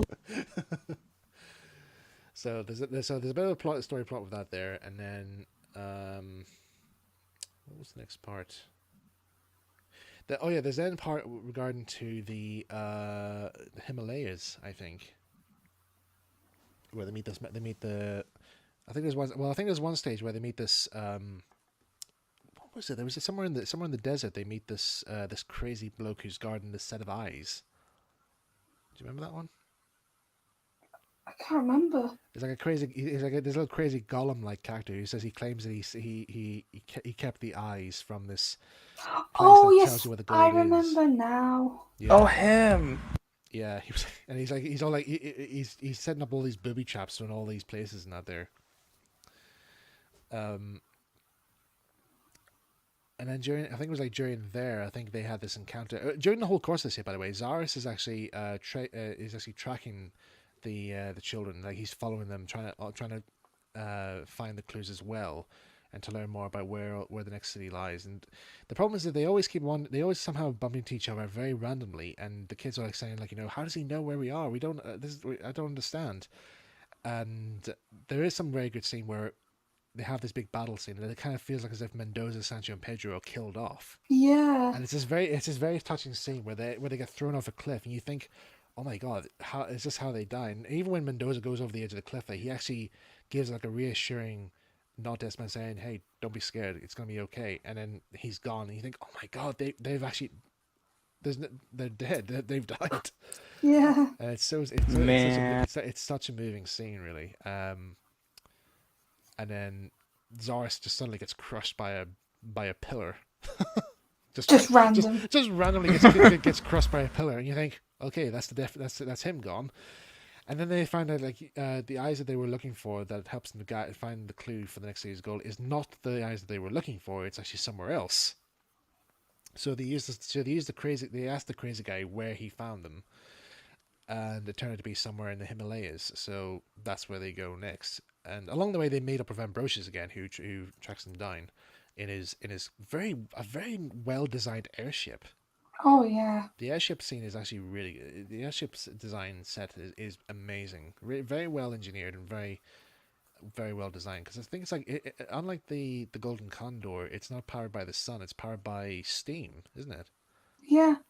Like a very it's like very steampunk design. Yeah. Yeah. And then, I forgot to mention as well. We actually find out that the Golden Condor is not actually made of gold. Oh yes. Yeah, it's made of orichalcum. Oh It's yeah. like a rare gold. It's actually it looks like gold. It's actually 10, probably like maybe 10 or 100 times more valuable than gold. And so we find out that the mysterious gold is actually made of orichalcum. And Ambrosius also says that he also has this very clever compass that actually guides him to anywhere that orichalcum is detected, and it is actually quite a good design, actually, I must admit. Yeah. Yeah. Then when he gets to the Himalayas and so forth, they meet the villagers there. They tell them where to go, and it's a very good like trek scene where you think, like, it's a very explorer type setting. I'm just throwing in words right now because I'm trying to remember what happens. But they do find the cities of gold, the entrance to it there, and at first it looks as if like they just wandered into some rim of clouds, but then they think, well, maybe we need to find a way to make the sun come out to They part the clouds, so they get Esteban to summon the sun.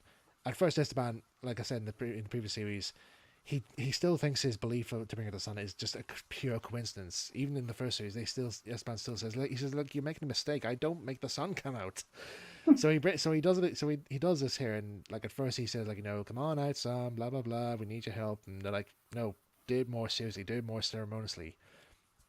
So Esteban puts a bit of effort in. He starts summoning the sun out in proper, like, traditional summoning type style. And it comes out. It actually comes out, and sure enough, the City of Gold is literally revealed out of the clouds. And there's light. Yeah, and there's light. And wow, the design of the second city is really cool. Oh yeah. Once more, the music score for its unveiling is beautiful, absolutely. Indeed. It's just chef's kiss. Yeah, because they when they use the golden dragon to give them the path to find to go to where the gates are. I actually did say to you, Kirsty, when we were watching there, and you, Kirsty, as well, it says like, prepare yourself for one of the best music scores in this series. And you were right about it. And it's like it's this beautiful choir music. You basically what happens was they place the dragon on this markings that have like the footprints of the statue. There's a big rumble, and suddenly this big golden jet of light comes out of the earth, and it goes shooting across the earth, making this big giant groove in the land. Oh, and that's like it's just the sequence. best part ever. It's just the sequence. You're just seeing this beautiful guiding light going straight through this countryside, over the mountains, through valleys and so forth, going through streams and so forth, up to where the gates of the City of Gold are, and it's just this beautiful heartstring music. And that music is on YouTube as well. Yeah, it is on YouTube. Yes, that YouTube channel. That is my favorite moment. That's my favorite moment from that series. Yeah, and that's my favorite music too. Yeah, definitely. Yes. I think because we'll probably pass on the favorite moments bit for the section because that is our favorite moment. I know. We're going over the topic. Oh no. So anyway, it turns out. So whilst they were looking for the Seas of Gold, it turns out that Mendoza, Sancho, and Pedro are alive. They actually are alive and well. Esmanzia and Tao do manage to find them, but they also have some business of their own to deal with as well. There's some part of the story where there's a bit of a misunderstanding between Mendoza and Ambrosius. So it kind of feels as if like Mendoza's betrayed the children at one point. And so they go off into hiding. But it also turns out that Mendoza has to retrieve something that Ambrosius has, that he has to give to a hooded stranger, who at first looks like it's Zaris. It actually, at first you think, oh, it's Zaris. He's found Mendoza out there and wants the kids out there. But it turns out it's not. I forgot the character's name now. Aprodeo, I think his name is or something. But yeah, but when Mendoza properly introduces him to Sancho and Pedro, he says, "This is I forget his real name, so I'm just going to call him Amadeus for now. I know that's Mozart's name, but go for it." Anyway, so he says to Sancho and Pedro, "This is Amadeus," and so forth, and he says he is also known as the traveling prophet. And that was when I think that was when you, Kirsty, you just went, but he died. Yes, I remember that. I was like, I know it's Esteban's father, and I was like, but how did he die? But how is he alive? He died in the first series. It turns out he survived after saving the world from this from this the great power device. But in the process of doing so, the device set off this giant jet of light, which scarred his skin to a point where it's given this very bad disease, and so he has to wear this leather mask to hide his injuries, and that he needs a certain item from I think it was a Mu pyramid. I think that was what Mendoza takes. That has all these all these blueprints, these holographic blueprints of all sorts of machines and so forth that the people of Mu have created. And at first, Tao was very well all into this. He's like, oh, this is brilliant. This is the language of my people and all that there. They come up with all these wonderful stuff. Anyway, he says that amongst in this pyramid here is a cure for his disease and so forth. So he needs that there to help him. But at the same time, he says I hope my son is doing okay. How is he? And Mendoza's saying, well, I had to tell him that you died because I didn't know you were still alive. So there. And so anyway, during the course, when we go back to Esteban's and Tao and Broch's now they're exploring around the cities of gold and so forth. They come across this section where it's like a factory that makes golden condors, which is actually quite cool. From molten orichalcum, which actually starts off cold, as far as I know. It starts off cold and then it just forms up into whatever objects you need. So it's not heated at all. And so whilst Espanzier and Tao are exploring the city, Ambrosius carefully takes maybe he takes a good vial full of this orichalcum that he finds, this molten orichalcum, and tucks it away. Suddenly, a trigger is set off in the city, and so the city suddenly starts falling apart. Something has triggered off its system, which of course is Ambrosius stealing the orichalcum. And the friends are like so disappointed, saying like, why is the city destroying itself? We did nothing wrong this time. We didn't do anything. All we want to do is find out what the city's all about and so forth. And so they make the big escape, and they're able to get back to the village to share their stories and so forth, and even celebrate like their discovery. And there's only when Sancho and Pedro and Mendoza come down, they tell Esteban, Zia, and Tao that Esteban's father is alive. Esteban is like saying to Mendoza, well, why did you lie to me? Why did you lie to me all this time? Mendoza's like saying, well, I had to, because your father was very sick and I didn't want it to worry you. And Esteban's like still ticked off, and he says, well, take me to my father. I want to see my father in it there. And Mendoza says, well, you're almost as stubborn as he was. Well, he's waiting for you at the outskirts of the village. And so we go over to this wonderful waterfalls setting where Esteban's father arrives on a Olmec ship. Remember the Olmec ship that we mentioned earlier on? Yeah. That was a bit of a surprise. Because I didn't expect that ship. I didn't know how that ship managed to survive the big crash out there. But there it is. It appears, and so it turns out that's who's flying the ship. And so in a brief reuniting of Esteban and his father, suddenly Zaris appears out of nowhere and takes Esteban's father hostage. And demands that they have to now, in order to save Esteban's father, they have to try and find the next city of gold in order to get Zaris the information that he needs. And so, filled with rage, Esteban is now determined now to find the next city of gold to save his father. But it then kind of raises the question: how did Zaris know where they were? Mm-hmm. And the reveal happened after the friends evict themselves from the Lost Cities of Gold. Somehow during the eviction, they lose Ambrosius in a snowstorm. To which we find Ambrosius absolutely fine. He's okay. He goes back to where his ship is, goes in to try and find a cure for like some illness, because at one stage he accidentally swallows molten orichalcum, which causes him to have a huge coughing fit, and he tries to find his pyramid.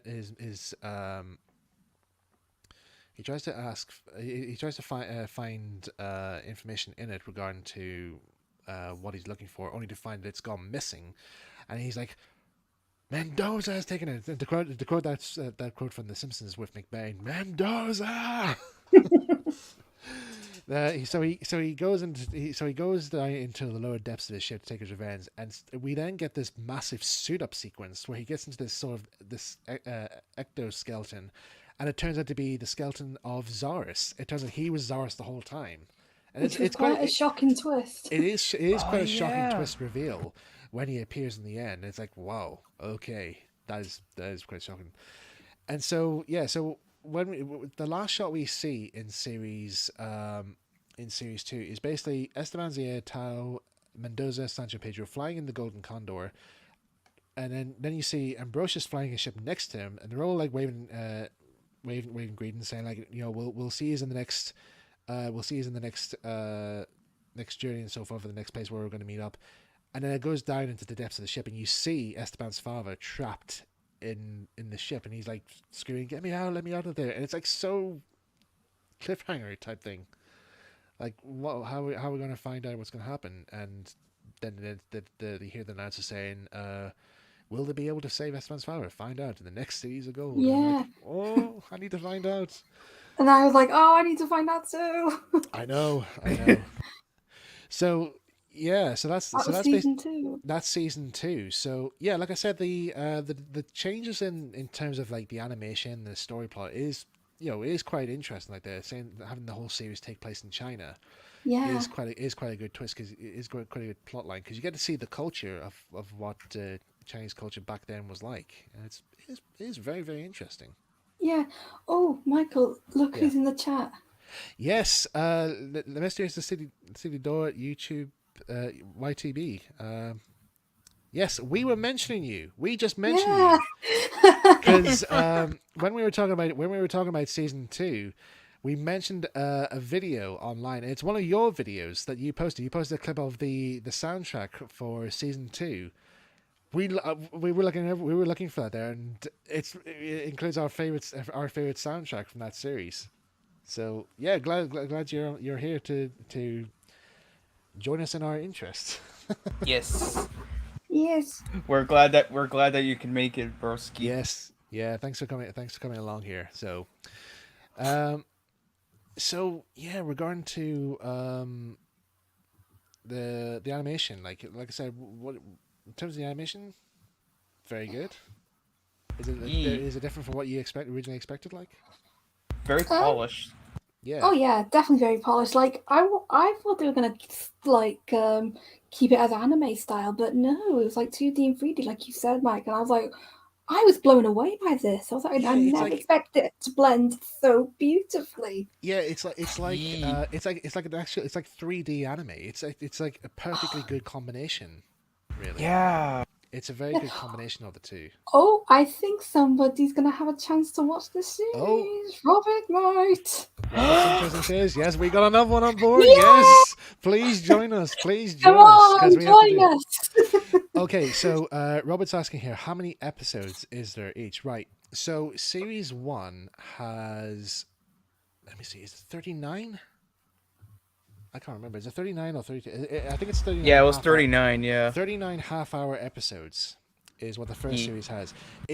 There is some parts of there where if you get up to like maybe I don't know, maybe in the 20 section there, it does feel like it's going to go on for a bit here, but trust me, it's worth watching. There is some parts of there it's worth watching. But when you get to the last 10 episodes, oh my god, it gets way good. It gets so You're in for a so treat. good. You're in for a treat. Yeah. And then series 2, 3, and 4, I think have 26 episodes, both half hour or 23 minutes. Yeah. Oh, by the way, just letting you know, I'm gonna go have some food, so I will be right back for a good minute or two. All right. Okay. I'm just gonna have a quick relief break here for a wee sec here. So Yeah, I'm gonna get a drink too. So talk amongst yourself, guys. Yeah, we'll be back in a short while here. So Back in a minute. to be continued.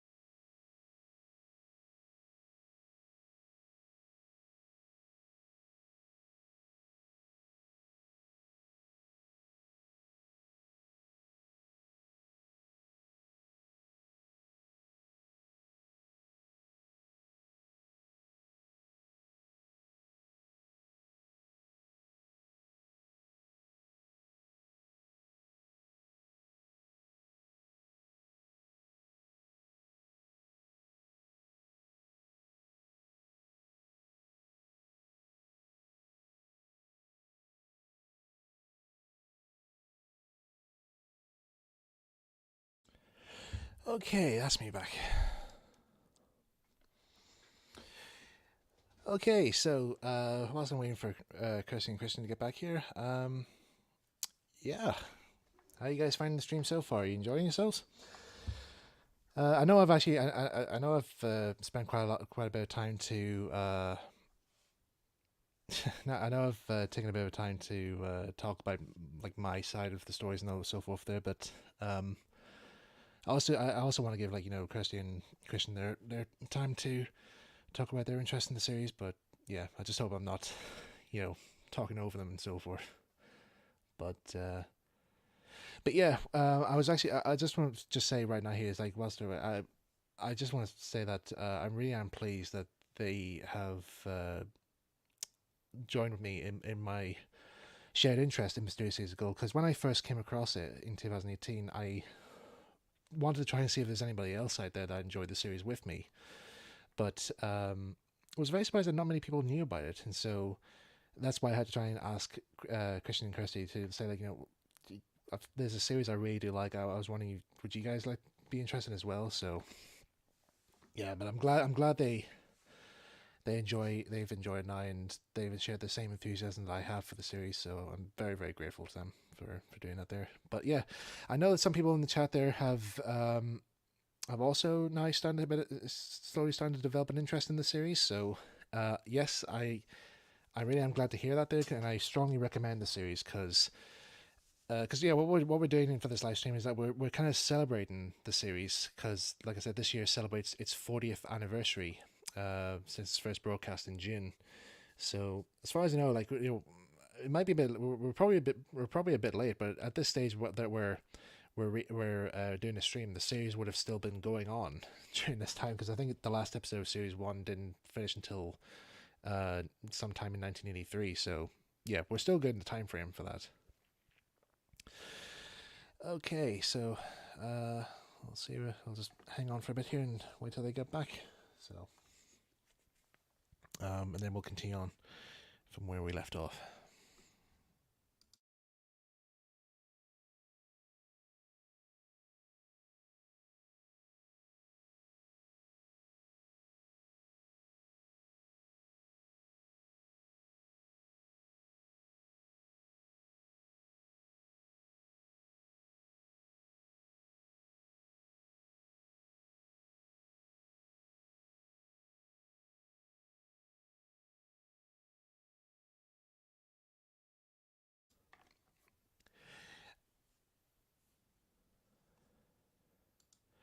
Okay, Robert, just going to answer your question here. It's a really good question, actually. Should you watch it dubbed or subbed? See, with the English translation does translate well with what the original French dub of it was, because when I first saw Series 1, it was the French dub, but it had English subtitles on it.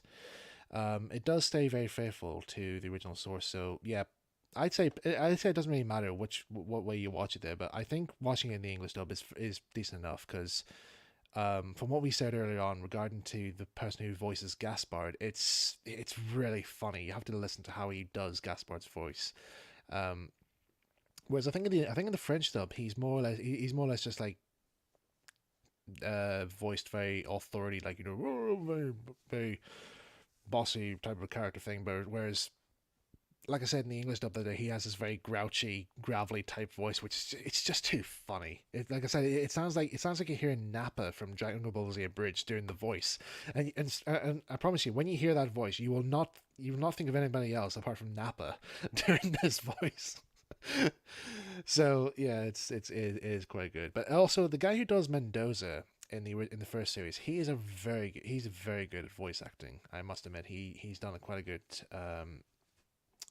voice roles in some anime dubs, but he's also good at live action dubbing acting as well. There's a video somewhere of him acting, and the way he gets down to the serious tone of things, it's very, very good, really, really good indeed here. So yeah, it's probably worth checking out. I must try and find his name, that actor's name. Bear with me. I'll look it up now. Actually, I'll see where I can find his name, because it's gonna bother me for the rest of the stream if I don't find out.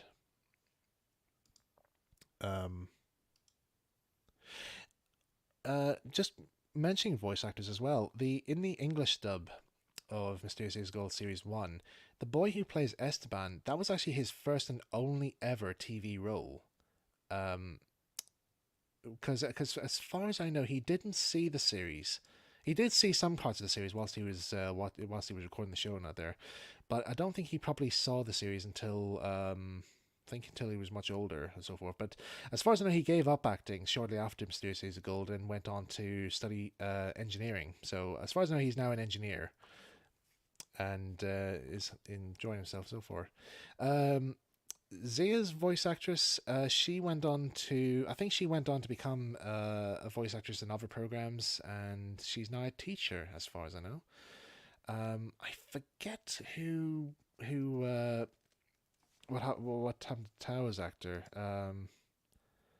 I think he's still a voice actor in some form. He did some various programs. I think he was in Astro Boy at one stage and some other parts. Ah, I see Christian's back. Yes. You doing all right? Yeah. I just got back from food. Oh, that's good. I was just saying to the chat there about we're talking about I was saying briefly about how when I got you and Kirsty on board with the series, I was actually very pleased that I wasn't the I can actually now share my interest in the series, because I was actually a bit concerned I was the only one out of our group. I was just like, I don't want to be the only one who plays. Is there anybody else interested in? And when I got you guys on board, I was like, yes, thank you. Funny enough, yeah, I actually got one friend of mine interested in the show. really? Which one? Jesse Ortiz. Oh, nice. Yeah. I showed him about like 1 or 2 episodes of it, and he likes it so far. Oh, that's good. I'm glad we're spreading the message. Yes. But yeah, I was looking for I was actually trying to remember who the voice actor was. Do you remember I was saying about who does Mendoza? Oh, the one who played, was it Mendoza. Gaspard or No, not Gaspard. It was Mendoza. Mendoza? Yeah, so Mendoza is voiced by actor Howard Rishpan. Howard Rishpan. Yeah, 89 years old he is now. Flip. So he is a very talented actor. He's definitely a very talented actor. Esteban is in the English dub. He is voiced by Shiraz Adam, Canadian actor. Zia is voiced by Janice Charkelson. I think I got that right. Wait, hold on, let me see. Janice Charkelson. Chakils. I don't know how to Chakils. pronounce that. Yeah, I'm sorry. Janice, if you're watching the stream, we apologize for mispronouncing your surname. I'm very sorry. And of course, Tao.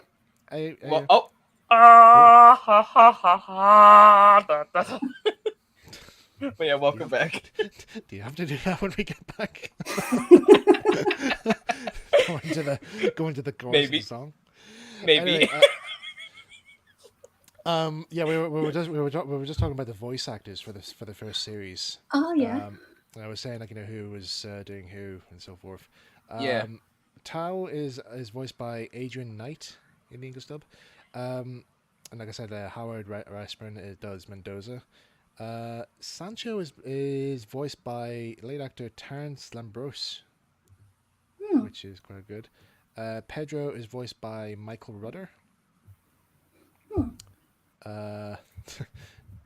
And let me see who plays Antoneos. That's his name. That's Esteban's father's name. I knew it had something to do. Antoneos. That's his name. Sorry, I didn't pronounce it. I know I said, what did I say before? Amadeus. Amadeus had something to do with it, but it's Amadeus. But yeah, it's Ateneus. That's the name of Esteban's father.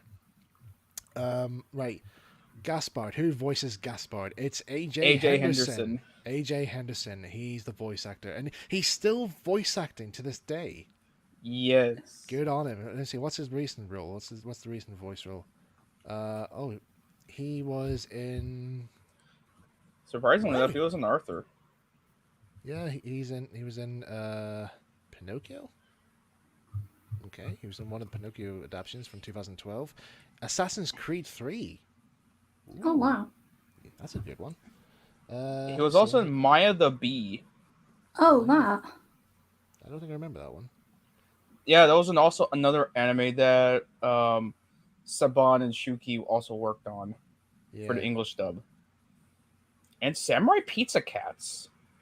Oh, he was in the animated series of Madeline. Yes. Oh, I Well, remember. the pilot series. The pilot series. Yeah, Fine. he was the I remember Spanish that. ambassador, Dr. John, and Lord Cuckoo Face, Yes. aka Lord Covington. Yeah.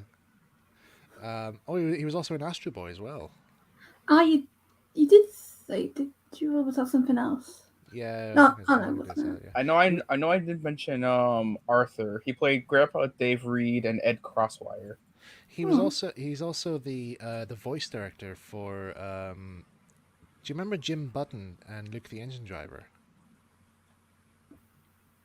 Do you remember that series? I remember it because I remember seeing the cartoon. It's basically a young boy who goes on these travels with a steam train driver with this train that travels on water and does all sorts. It's actually really good. It's actually good. It's based off a book series. Ooh. Interesting. But yeah, they did make several adaptations of it there. And recently, I think a while back, they did a live action adaptation, which is actually quite cool. Which also had a promotion of a G-scale train set made of it. Oh, cool. So, but anyway, we're not talking about this. We're talking about Mysterious Cities of Gold. Yes. This game's all about. So, yeah, before we went on our little break for a bit here, where did we get up to? We got up to oh yeah, we were talking about the settings and so forth, weren't we? Yes, we were. Yeah. So, now in terms of new voices, now apparently only only the voices for the French actors for the series is revealed, but we don't know who did the English dub. Exactly. So Yeah, we don't know so who voiced who. yeah, so it's a bit of a mystery, I think. You could say it's a mysterious series of voice actors. Yeah, definitely. The only one thing what I can say about which I wasn't really quite. This is the only one time I actually would have to say that there were some parts of it, the voice acting, I wasn't too keen on, and it was. I mean, for the characters of Esteban Z and Tao, they were perfect, basically very spot on as to how you wanted to be. Mendoza he's also very good. His voice actor is also very good as well. But Sancho and Pedro had, I don't know, I wasn't so Very sure. questionable. It was very questionable, yeah. Because like in the original series, they were more. Pedro sounded more like proper like a decent guy, like a normal voiced guy. Whereas in this redub version, he sounds very nasally. You know what I mean? Hi, it's me. Pedro. He's like it sounds like his voice is cracking every time he delivers. He goes like, Mendoza, when are we gonna find the lost series of gold? I'm suffocating here. I'm dying of exhaustion. It sounds like okay. I'm gonna ruin people's childhood with all the other characters, but it sounds like a dying spud here. I'm so sorry, everyone. I mean, I can see it. I can see it. But also when I was the other as well as Pedro, I was not too sure what Sancho's was as well, because they've actually given him his voice is now a couple of octaves lower. He's got a more deeper voice, hasn't he? I think so, yeah. Because he sounds more doofus like in this series. So Patrick, like Patrick Star, for example. He's a bit, he has a bit of a Patrick Star voice to him. So one of the things that is trademarked with Sancho is that he has a stutter. And I don't know if my impression of Sancho is any good though, but in the original series he has like a sort of like a bit of a worried type of voice here, and every now and again he stutters in sort of a way. It's a bit like what Popeye does sometimes. Yeah, something like that. There. Or Porky Pig. I remember. Oh yeah. There's like one delivery of line that made me laugh in the series where it's a scene where Sancho's like trying to get through a passageway and he's too fat to get through, and he's like, and he does this thing. He just says, oh, no, I'm stuck. Oh no, I'm not. And he just gets through. I'm like, that's a good delivery there. No, I can't get through. I'm stuck. Oh no, I'm fine. Or there's one delivery where he sees he sees a shark out in the ocean. I think Esteban describes it like a fish with a triangle on its back, and Sanchez goes like, a fish with a triangle on its back. That's nice. Oh, that's a shark. Yeah, as I said, in the redub version, in the season 2 thing, like I said, Sancho's like very. He sounds very very deep in the voice, very dumbfounded. That kind of that kind of thing. I'm like, I don't know. Now, that's Sancho and Pedro. Coco Petal, on the other hand. Oh yeah. Oh boy, where do we go from this one? Where do we go with Coco Petal? He screeches like I'm talking like proper screeches. So there's one. Yeah, that's how he sounds in the original series. He just goes like all this sort of stuff here. In the series, he's a couple of pitches higher. He just goes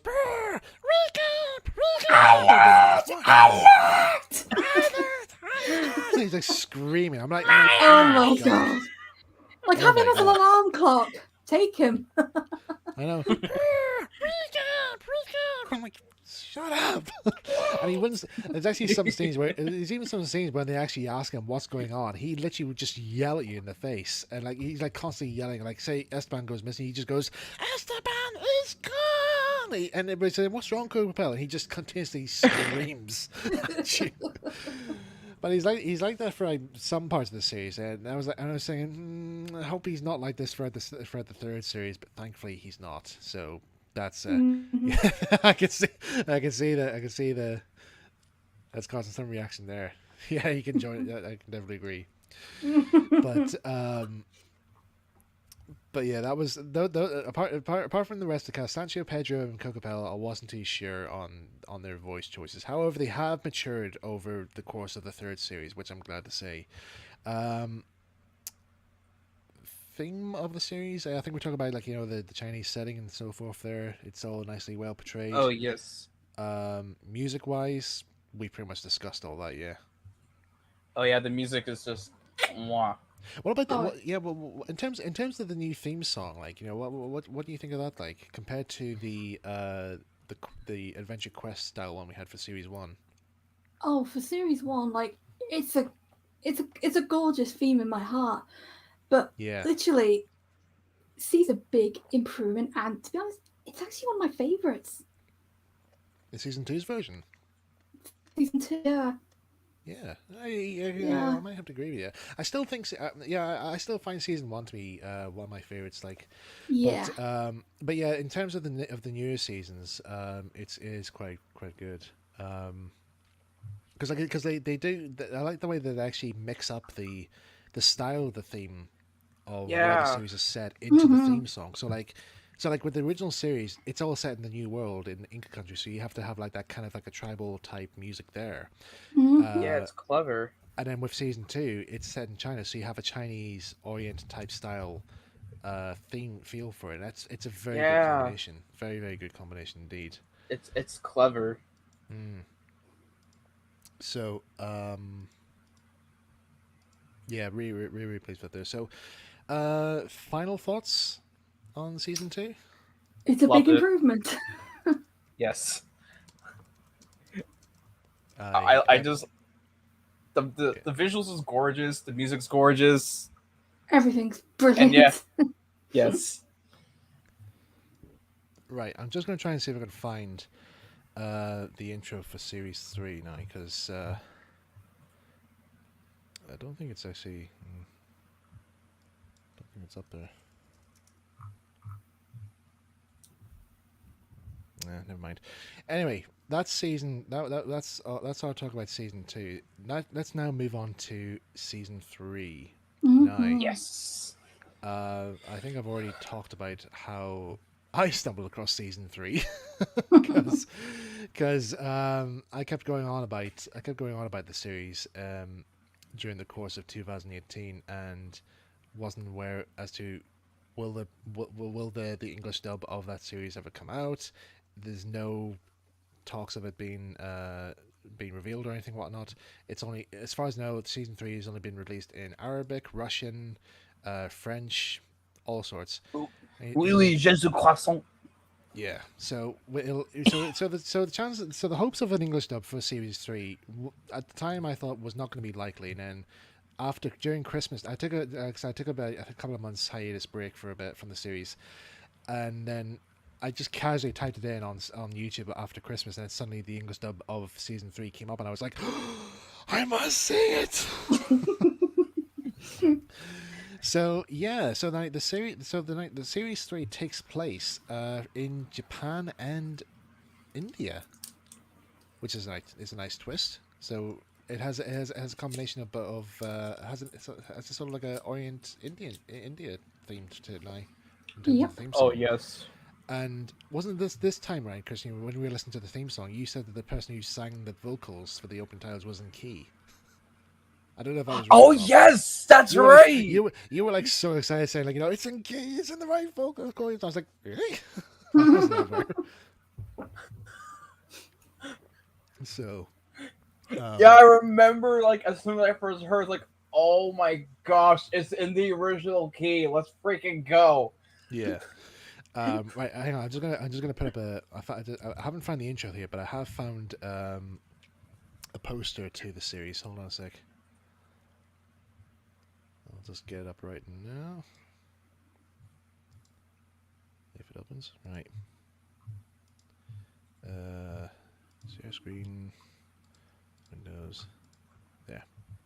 So there you go. Can you see it okay? Let me see. Yes. Yeah, there we go. So that's the French poster for Mysterious Gulf season 3, and I was all set and ready to go for it. By the way, that's Zaris, just in case anybody's wondering who he is. What does he look like? And that's Ambrosius' ship. Very nice, very nicely designed. It reminds me something from Studio Ghibli. Oh yeah. That's what I said to you. Like when I like Castle in the Sky. Yeah, like Castle in the Sky or Howl's Moving Castle. I said this kind of reminds me of this. It does have that vibe to it. I really did like it. Yeah. So I like how we have the heroes and all standing gracefully there, Medusa stand by, and of course Sancho and Pedro are like cowering at the size of Zaris towering over them. So it's quite shocking, quite surprising. So yeah, so that's the teaser. So before I do remember before we started watching season 3. I do remember saying to you guys, it says, do you guys want to, because I had seen the season before. I already seen that series before, but it was only like, I only saw it like maybe twice in a row, but so I was still trying to refresh myself exactly what was being shown in it. But I did ask you, do you want a wee spoilers to what's in store? And I think you, Kirsty, were just like saying, yeah, okay, I'm up for it. Is there anything special in there? And I just went, Nappa's back, baby, and you went, "Oh my God, is he really back?" and I says, I remember that. Oh, that was funny. I says, "Yep, Gaspar is back in this series," and you're like, "Oh my God, where is he? Where is he?" And I says, "You'll see him. You'll find out where he is. He's going to appear somewhere in the series. You just look out for him." And I think he appears in the first episode, doesn't he? I think so. Yeah. Yeah, he's part of it. Yeah. So basically, okay, I have to try and jog my memory now because as to what happens. Yep. Also, I have found the season 3 intro for you. Oh, thank you. Can you drop me a link? Let's go. I'll put it up. Absolutely, my friend. There we go. Yes. I'll just do my finger. Right, it'll be in the group chat. Good. Oh, thank you so much, Kissy. You're welcome. Sweet.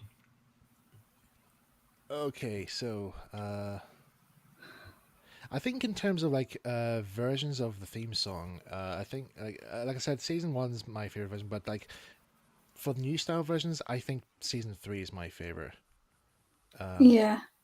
Let's see. Oh, I think my camera turned on briefly there for a bit. It's not the English, sadly, so just in No. case, for copyright. Well, we're not. Yeah, well, we're not. I'm not going to play the vocals The on this music, here.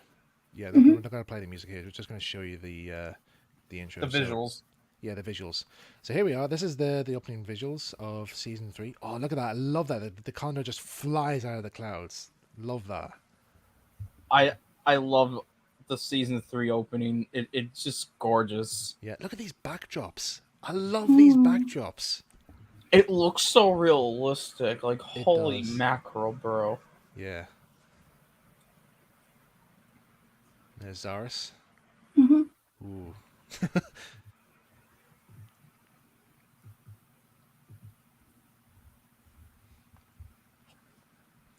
Oh, no kidding. I'm kidding. That's just gonna be There the you running gag for this stream. Yeah. So yeah, that's one of the promo art for Series of Gold. So there you go. That's the intro for season 3. So, okay. So let me try and jog my memory as to what happens. Let me see. So we start off again straight after the events of season 2. Yep. Esteban is still upset that Zaris has kidnapped his father, but at the same time he is happy that his father is being kept safe and alive, which of course is what Zaris does. Keeps Ateneus alive. Oh dear. Season 3 is copyright on YouTube. I'm sorry. No. I'm sorry, but we need to just show you what it's all about. Anyway, so yeah, so obviously the next step of the journey is in Japan. So they go off and do like the same thing as before in season 3. Try and find ways to solve clues. Try and find clues into the lost city. I think the next clue is at a warrior's fort. I think where there's a way they're able to. I think they find this giant golden orb in a lake or something. I think, which is guarded by this old man, and Esteban and Zia open it up with their medallions in order to get access, and it's able to create this very cool graphic, which is I think it was like formed using the water in the lake. Can you remember? I think I remember. Yeah, so there's a nice graphic that is formed in the water, and it tells them the clue as to what to do with the how to find the next clue to the Seas of Gold, and it's basically a key that is used for I can't remember what this key is used for. It's used for something, but they don't know where it is. But it turns out that the key is actually part of the main chief of the army's sword, who wants to try and rule the country and so forth, but the guys don't know that the key is on this guy's sword. And there's a bit of a trip where they meet up with this family, but the brother is part of the army, but he doesn't want his family to get into trouble with Esteban and so forth. So so there's a bit of a conflict between them as to trying to do their thing. There's one stage I think I remember where the golden condor falls into the ocean, and they have trouble trying to retrieve it, if I remember rightly. Yeah. Oh yeah, there was one bit, doesn't it? I think there was one awesome bit in season 2 I forgot to mention where Zia flies the golden condor. Yes, I Because I remember. forgot about it, because it's always Esteban in the first series who flies the golden condor, but in season 2 Zia gets the chance to do it, and it's so awesome. It's like quite an awesome scene. So I think in that stage she's able to make it fly back up again, and they're able to try and source out various clues and so forth. And then I think that some form they do manage to get the key off the sword with a bit of help from Ambrosius. And I still forget what that key's for. I think it's for like a gateway or something in order to get another clue. But as far as I know, they have to try. Yeah, but as far as I know, they have to try and find these fine sheets of cloth, which put together form a special map, which will help them find the city. I think actually was the key. The key was meant to be something that activates a bit of machinery that helps them find the third city. I think because in series 3, unlike season 2 and series 1, where at the end of the series they find one city of gold, in season 3 they find two, which is actually Yes, you're right. is a nice step up. So the third city is hidden underwater. It has a nice underwater section. Oh, it's a beautiful city. Oh, it was beautifully well put together and so forth. And there's a very nice bit where when they're looking for all the treasure, one of the treasure rooms, they find these crowns. Oh yes, the crown. When they put on, they have the power to move objects with their thoughts. And there's a very funny scene where Sancho is wearing one of the crowns, but it's stuck on his head. He can't take it off, and so it's stuck on. So he's able to move some of the stuff with him. So there's a bit of a funny scene where him and Pedro have a bit of a fight over some golden cubes. But when Zia puts on the crown, she actually starts to become a master of moving the objects. Yeah. And it's actually quite good with all of that. So after that happens, like I said, they now have to find these sheets of cloth that has the map to the next city. God, it's been such a while now. I'm trying to remember it because there's so much to go into. I know. There's so much in here. So there is one part of this. There is one part where when they're in India, they do come across this village, which is ruled by an emperor who Ambrosius is actually brainwashed to let him carry out all his experiments at his base. Yes. That's what it was. I think that's what it was. Where his challenge was to try and recreate the medallions. In order so that he can have his own set of keys to get access to the mysterious cities of gold, but all his attempts to do so end up getting weren't stable enough, and each copy of the medallion made ends up getting destroyed or whenever they're put on, because apparently they're not the chosen ones. But there's a bit here as well when they do during a fight with Zaris suddenly becomes unmasked, and the friends find out that Zaris was actually Ambrosius this entire time, and Tao's heartbroken because both him and Ambrosius have started to form a bond with each other with their interests in alchemy and history of the city of Mu. Yeah, and so it's a bit of a heartbreak. It is quite sad to see like Tao, somebody who Tao considers to be like a father figure to him is now a traitor. Yeah, and the course of the series, he doesn't know which side to be part of. Ambrosius always has these ideas of like, to win Tao over in terms of like alchemy and research and so forth. There was Tao's still saying no, I have to be with my friends and so forth. There, it's like it's really important, but at the same time, it is very interesting what you're doing. Tell me more what you're doing. So that's how that carries on. Well, I guess you could say it was a cotton 4K moment, eh? I don't get it. I don't get it. Sorry, Christian. No, basically, like what I'm like. Let me. Okay, so basically, Okay. when they found out that Zaros was Ambrosius, that's what I was mean by cotton 4K moment. Okay. Okay. So yeah, I think it's like during the stage during their attempts to try and free the families of the children of the village, because all the parents of the children in the village, they're all taken as slaves to help Ambrosius get his inventions and all made up. And so like I said, the village is now being powered by is now populated by just the children. But there's a scene, there's a character who is one of Ambrosius's guards, where at first I wasn't when I first saw her, I didn't actually she's basically seen wearing a hood at first stage, and then it was only when she ends up fighting Mendoza that we find out, oh, she's actually it's actually a girl this whole time, because like at first Mendoza's like is at first like ready to actually like to punch somebody, but then when she takes off her hood and that, he's like, oh, it's a girl. I mean, I mustn't hurt a lady and so forth because I'm a gentleman. But she ends up like literally like trying to beat the living crap out of him, using a whip and all that. They're like probably like Catwoman style Yeah, fighting. It's like really cool. And she's also very skilled at the sword. That's also she also is. something I was very impressed as well. And I think it's and then we find out that she's actually the daughter of a character from series 1. I've forgotten his name now. The Doctor or something. Because not Doctor Who, but he was referred to as the Doctor during the course of the series.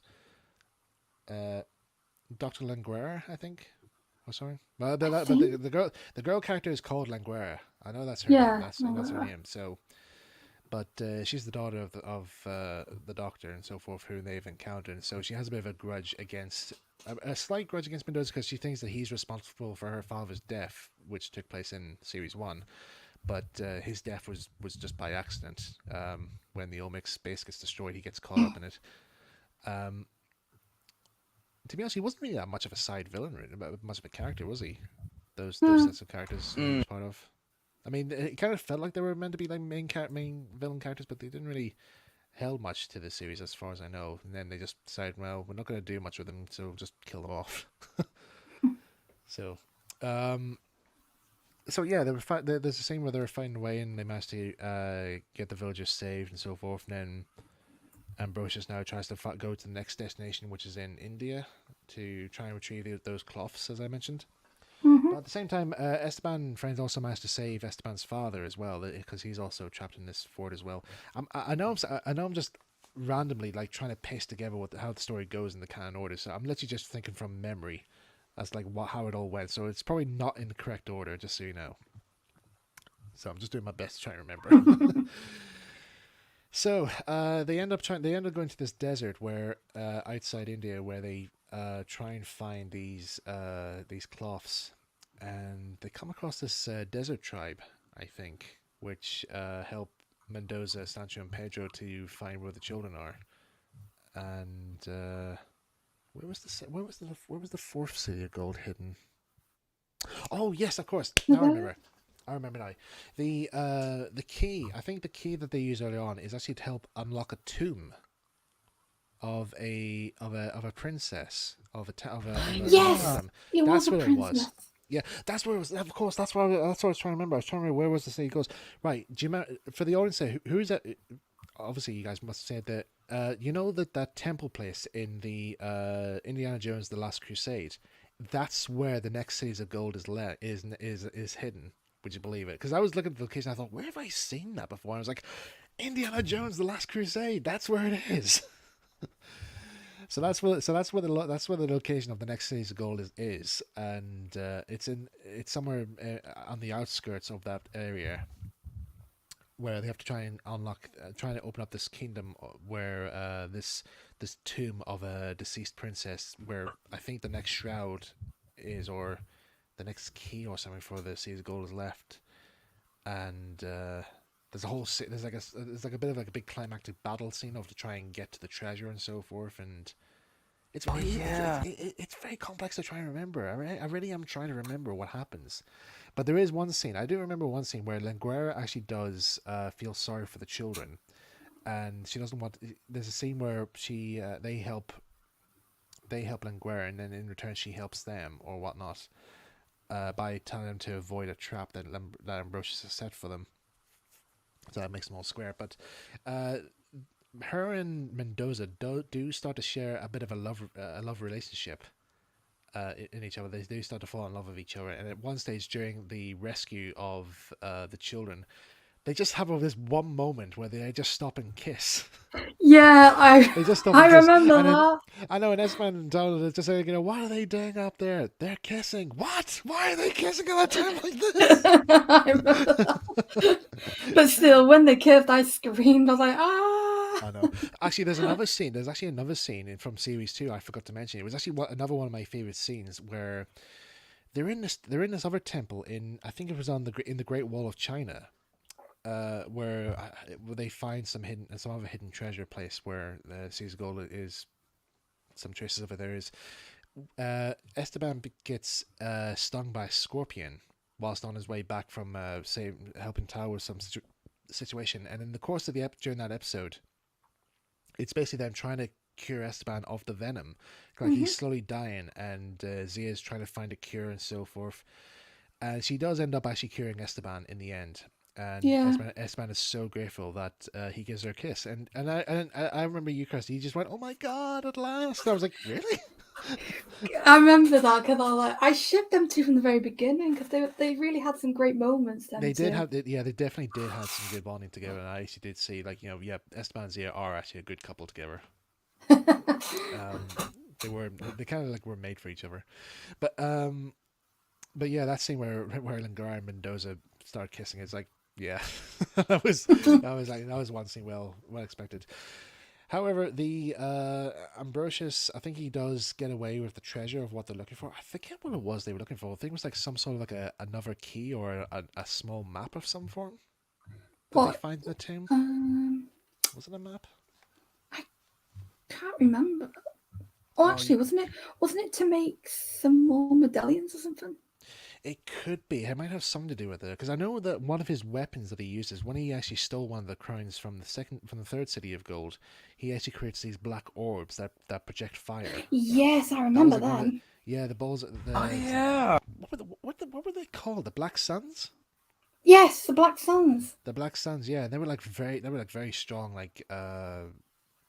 weaponry that he used. And even I think you guys even said like, my God, that's very scary imagery there. That how are they going to get out of this? And it's like, I hardly think they're going to get out at all. It's just not possible. But I'm actually now forgetting about Gaspard because Gaspard does play a role in this as well. So Gaspard does appear in the first episode of series 3. As far I think he does. Like he was brought in by some Spanish soldiers to teach the Japanese about how to use some guns that they brought over to try and do away with swords. And he was doing a very bad job of it. So whilst trying to be on the emperor's or the ruler's side, he mucks up quite a lot and thinks, right, okay, I think I've had enough of this here. Time to go. Then he ends up joining up with Ambrosius by being his second in command or his chief of command or so forth. And at some points he does him and Ambrosius do get along okay, but then it then comes to a stage where he starts getting on Ambrosius's nerves, and when he sees Linguera, he tries to woo her like with his charm and so forth, but Linguera's just like not interested. She's like, really, you're such a doofus. Like they're in, and he tries to say like, well, I'm a very dab hand at the sword if you want to have a bit of practice out there, and she ends up like roasting him by literally just showing a better sword move than he can do. I think it was like one stage where he gets his sword stuck in the rigging of Ambrosius' ship and he can't pull it out, and then like Gordon just walks over and just like pulls it right out, and he's like, okay, whatever. I loosened it. But yeah, there's some. But then there is some parts of it there which I did find when the children find Gaspard. There's a scene I think in the fish market where he's chasing Esteban, and there's a scene where he hides in a fish shed, and Esteban hides in a fish shed, and he's just getting out by the back door when suddenly Gaspar comes up behind him and just grabs him and says, got you now, brat, and Esteban kicks him in the stomach there. He jumps out of the window. Gaspar goes out of the window, looks around to see where it was, and he finds that the window is opening by itself, and he looks around. Esteban's holding the window open, and he just says, "You wouldn't dare!" And Esteban's like, "Yes, I would," and he just slams the door on his face. And it knocks him out till morning, and it's just not like that's my favorite line. He's just like, "You wouldn't dare." Yes, I would. Oh. Oh. But yeah, Gaspar definitely is. He still retains his funny stuff during the whole thing. But yeah, as far as I've done my best to try and relate as to how the third series goes, I can honestly say I was very pleased to have waited all that long to wait for the second series to come out in English dub, and yeah, it's definitely quite good. Yeah. So, yeah, in terms of like characters not there, like of course Gaspard returning, that was well received.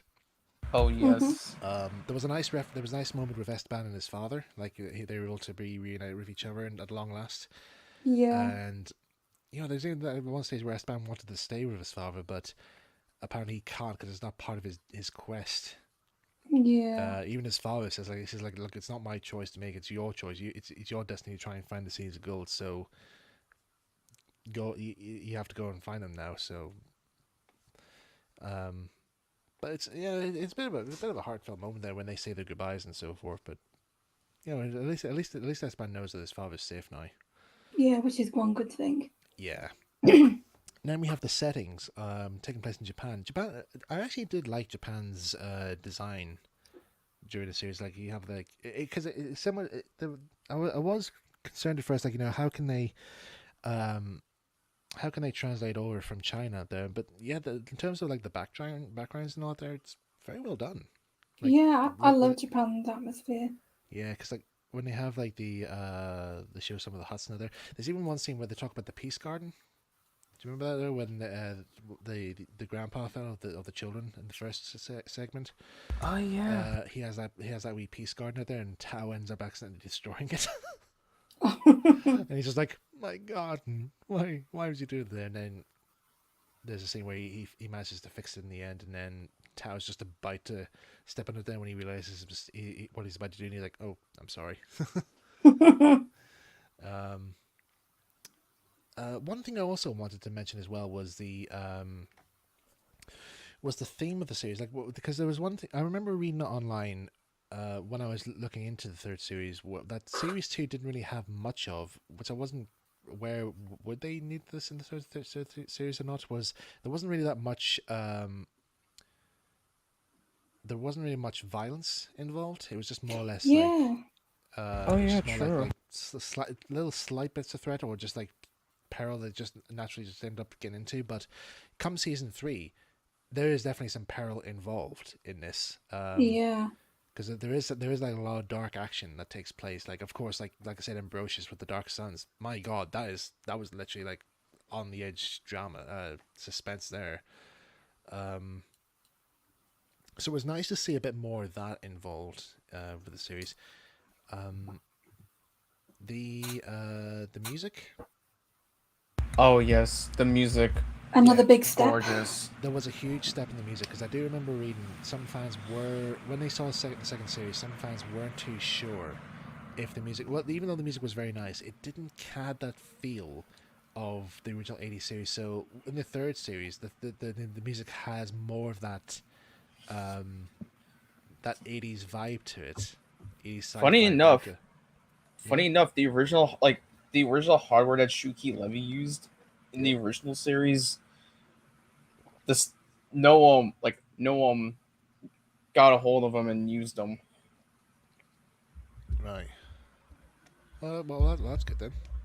Yeah, because I in the music I can hear the specific strings patch that Shuki uses from the original.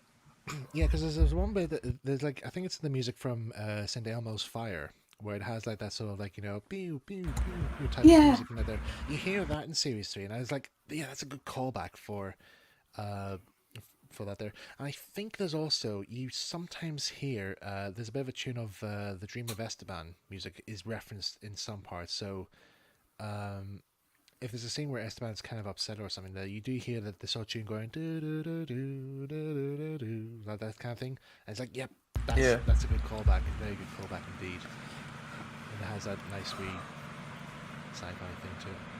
I know, like, my favorite piece of music from season 3 was this whole big montage with the condor. All right, I'll have to think about that one. One thing that's another thing I kind of like what they added with the condors. Like when the condor is flying, they've added this like condor cry, like hawk noise as it flies. So when the condor's flying, you just hear this eagle cry sound. It just goes. Oh, speaking of the condor as well, I think we forgot to mention. I think it was season 2. Esteban and I think Zia as well. They used the medallions to spin. So the Yes, condo can open. Oh yeah, because in the original series they actually had to climb on the structure of the condo in order to get access to the cockpit. Whereas in season 2 they actually found a way to do that to make it more easier. So what they had to do is that they had to spin their medallions in the light of the sun to reflect off the condo's eyes, and then the condo would lower its head down, open up its beak, and there'd be a staircase inside. Yeah. I thought that's actually quite cool. Even they say in episode 2 of season 2, they say like, I don't remember this feature. Yeah, we discovered it there after we shortly after we left the first city. And I was like, okay, that's actually quite good. That makes a lot of sense. um, I was gonna say like in terms of like favorite moments from season 3, but it's hard to pinpoint exactly. I think maybe for my favorite moment, it would have to be the scenes with when they're in India, they're helping the children get their parents back. I think it's that stage. I think is my favorite scenes in Yeah. general. I can't really Yeah, I in have to general. agree. That's like my favorite moment too. yeah. Yeah, but yeah, like the unveiling of the cities now there again, still wonderful moments. They always do share some wonderful scenes of them. Oh yes. Just to show how grand they all are, really. Yeah. Um, but that's it, really. So Yeah. that now concludes our talk of season 3, and with season Well, 4, hopefully with an English dub. Hopefully, if there is an English dub of season 4 coming out this year, of which I really do hope there is, because so do I. I really do want to see a fourth series. Which I can actually do now. Here, we can actually, before we leave, we can actually show you what the opening titles for season 4 what look Oh like, my and gosh. we were so surprised on what where the next setting is, because as far as I know now, without trying to give any spoilers away, because I don't even know what's happening either. I'm only just getting my information from an online source who's seen the series, but only in the French dub. So let's see now. So this is the opening title. So the fourth and final series, the final chapter, the final saga of Mysterious Cities Gold takes place in both Africa and Spain, as far as I know. I think it takes place in Africa and Spain. France, I think, is mentioned somewhere, but I don't exactly know. I don't know, but I think it's Africa and Spain mostly. Yeah. But still, I'm not ready to say goodbye to this series. I'm not. Yeah, neither am I. I'm not ready to say goodbye. But this is the opening titles for Series 4. And already I'm literally hooked. I'm like, yes, Yes. I'm seeing I good am vibes from I this. am pumped. I am pumped for this. Yeah. Also, can I just say this rendition of the theme song also slaps. Yeah. Yeah, because they've had a nice African feel to it there. I really do like this. And look at the backdrops again. The backdrops look amazing, and that It's animation just so is so good. gorgeous. And there's Languera. I also love the backgrounds too. Yeah, definitely. There. Yeah, definitely worth seeing. So, so as far as I know, what happens in series 4, there's gonna be it's gonna be very similar to what we've seen in the previous 2 seasons. I think there's gonna be there's gonna be some references to the classic series. I don't know if there's gonna be a returning character. But there is some moments where it's very heartfelt. There is some very strong heartfelt moments. Some scenes that we were gonna find very hard to watch because of the time is where it's set, and I think I can actually kind of understand. So I'm just like, okay, I have to brace myself for what I'm going to see here, but chances are I'm not going to like it. But this is what happened in the past, so we just had to know this is during a time that did happen. So just have to brace ourselves. Yeah. But also there is some very good moments in it there. But I do remember seeing some screenshots of season 2, and I don't know whether or not Gaspar. I think Gaspar joins the heroes. I don't know. I really don't know. But it's from at the end of season 3, he's still with Ambrosius. Like, he's still working with Ambrosius. Like, he still hates Mendoza and so forth. Don't know exactly what's going to happen. But that's all I know. That's all I know here from my research here. So, yeah, I don't want any spoilers regarding the series. But all I would just want to know is, like, when is season 4 coming out in the English dub? I really want to know. We're eager. Please hurry up. We're very very eager. So all I know is that season 4 is released in French, in the French dub. There is a Discord server. Unfortunately, I'm not part of it at the moment because I don't want any spoilers from anybody else regarding to what happens in season 4 until the English stuff is out. But there's a Discord server that actually has season 4. You can get access to season 4, and they have English subtitles for them. Yo. But I don't want to risk that. I don't want to risk that there, and just I prefer to play safe and just wait until the official English. Yeah, wait till the English one comes out. Yeah. Yeah. Plus, I want to hear what the English dub version of the new theme song sounds like. Who's I singing? know, that's one thing I really want to see.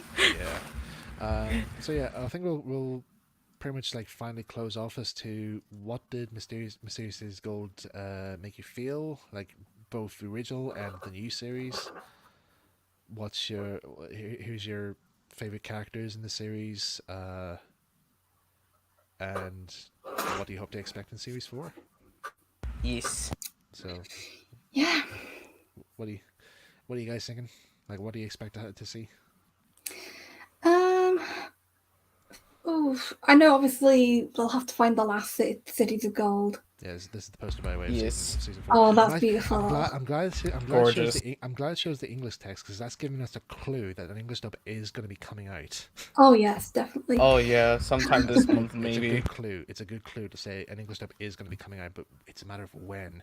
And I have a feeling it's going to be this month, because I hope so too. Because last time the English dub for season 3 came out in October, and I hope it's going to be the same this time round.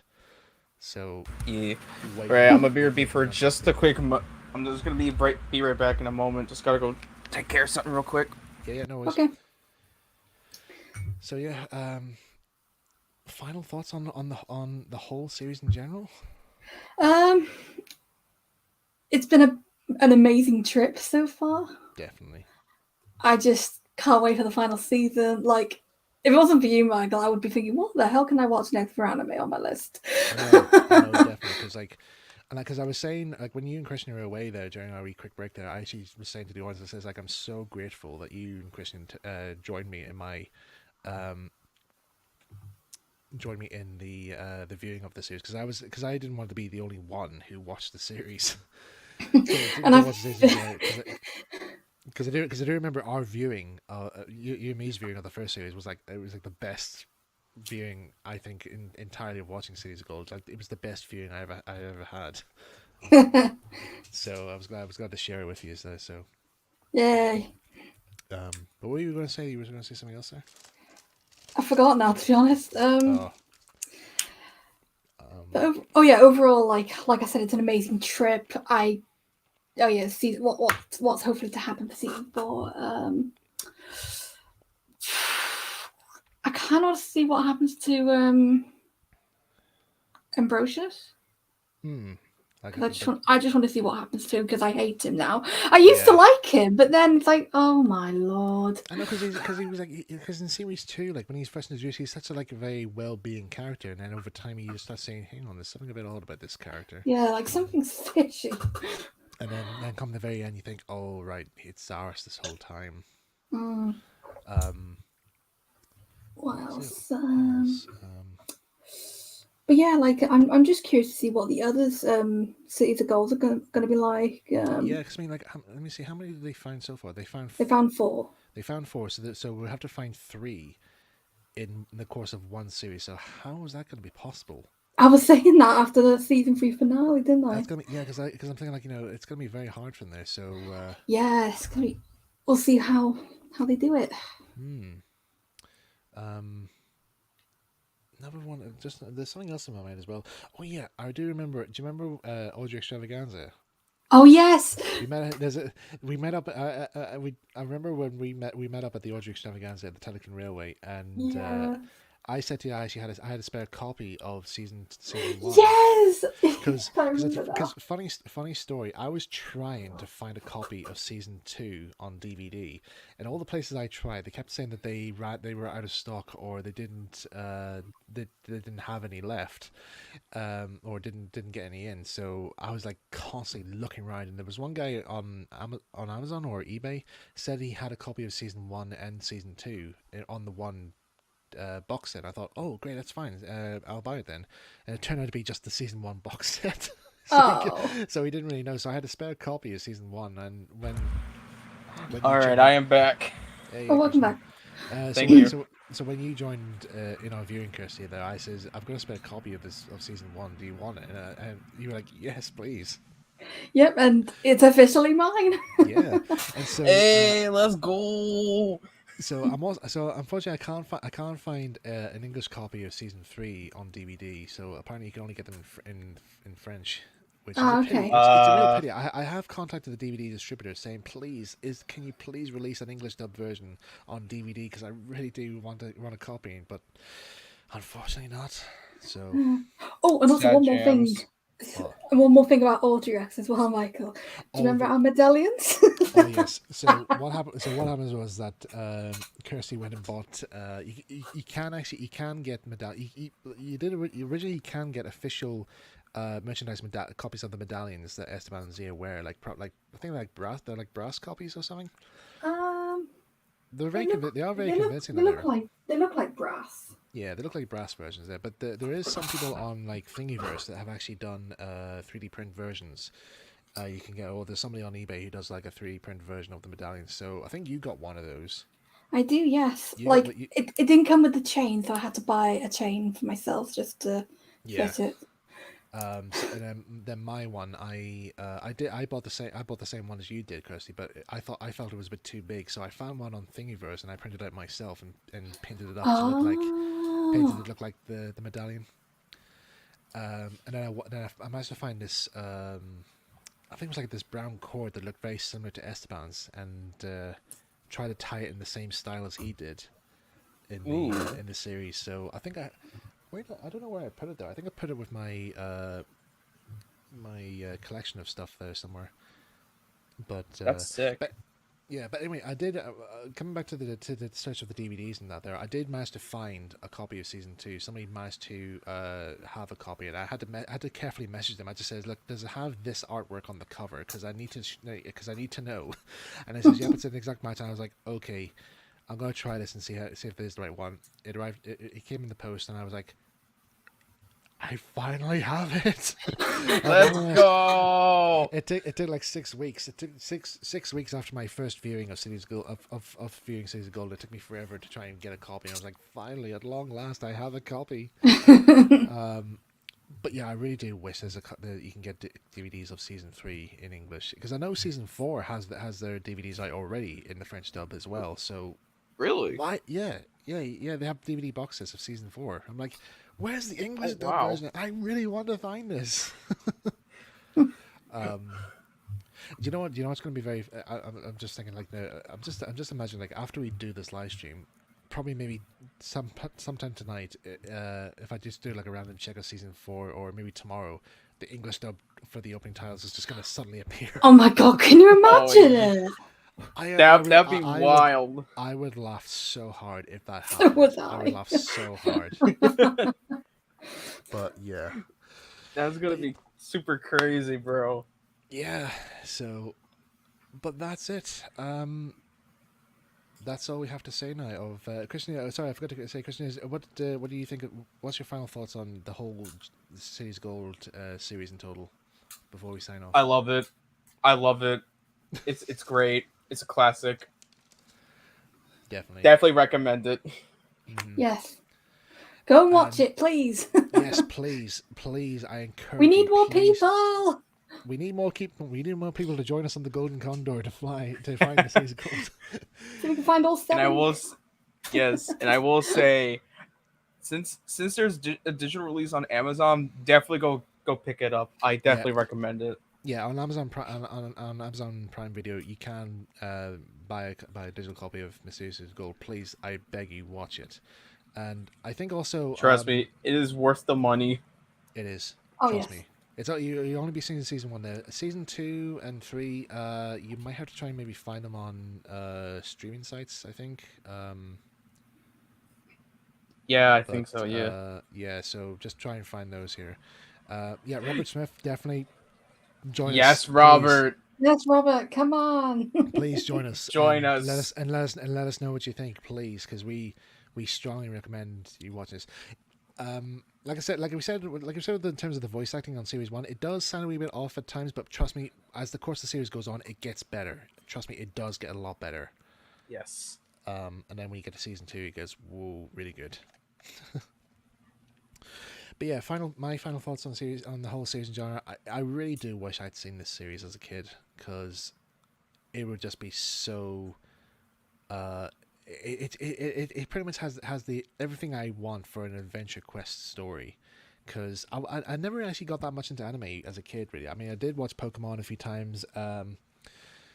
I've seen Sonic X anime and so forth and other, but other than that, like, I haven't really watched that many anime. So Mysterious Goal was a new step into that world of anime, and watching the whole course of the series has really got my attention over there, and I just love everything about it. So yeah, Oh, yes. it's definitely my favorite series. So I implore you, please, everybody, check this series out.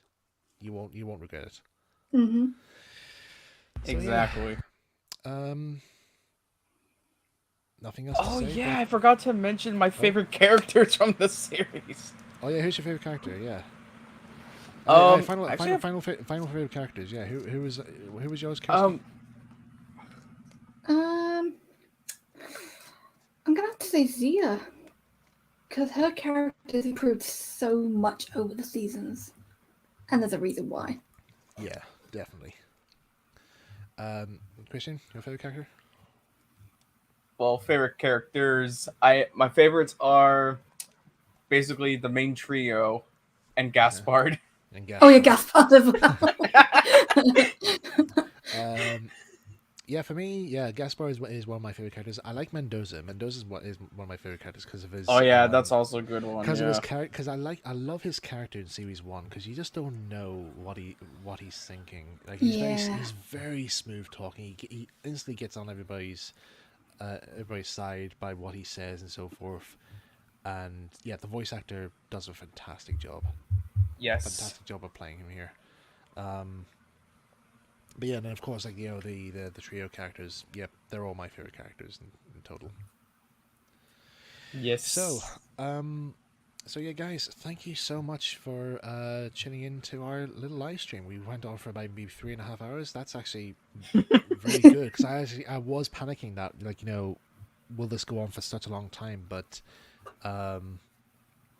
yeah, it's we've managed to cover everything we needed to talk about, and Yeah, and perfect timing. It's now midnight for me and Mike. Gaspard is so funny. I'm glad you agree, mate. So yeah, thank you very much, everyone, for tuning in. Once more, please check out Mysterious Years of Gold. It's a great series. It's such a really good series, and see you next time, I suppose. Yeah. Oh yeah, and before we do end the stream, I just want to say, please stay tuned for my SoundCloud, as I will be posting the music that I made on the stream. Yes. On my Thank SoundCloud. you.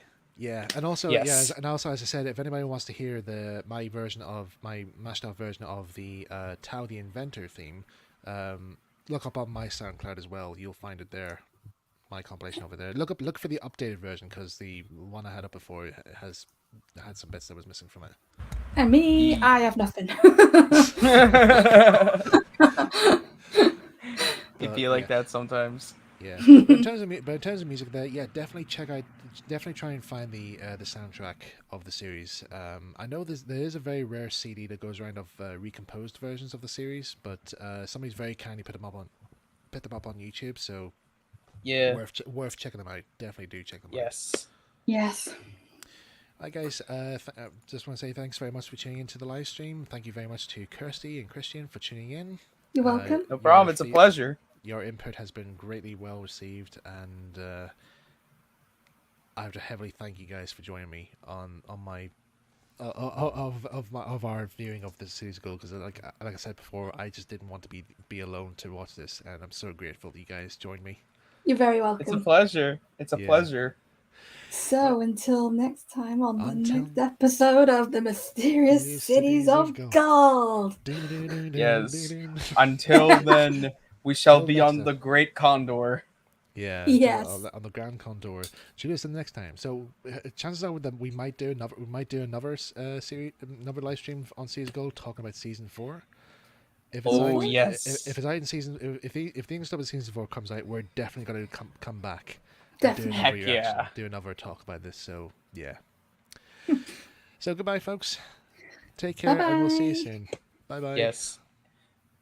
Cheers.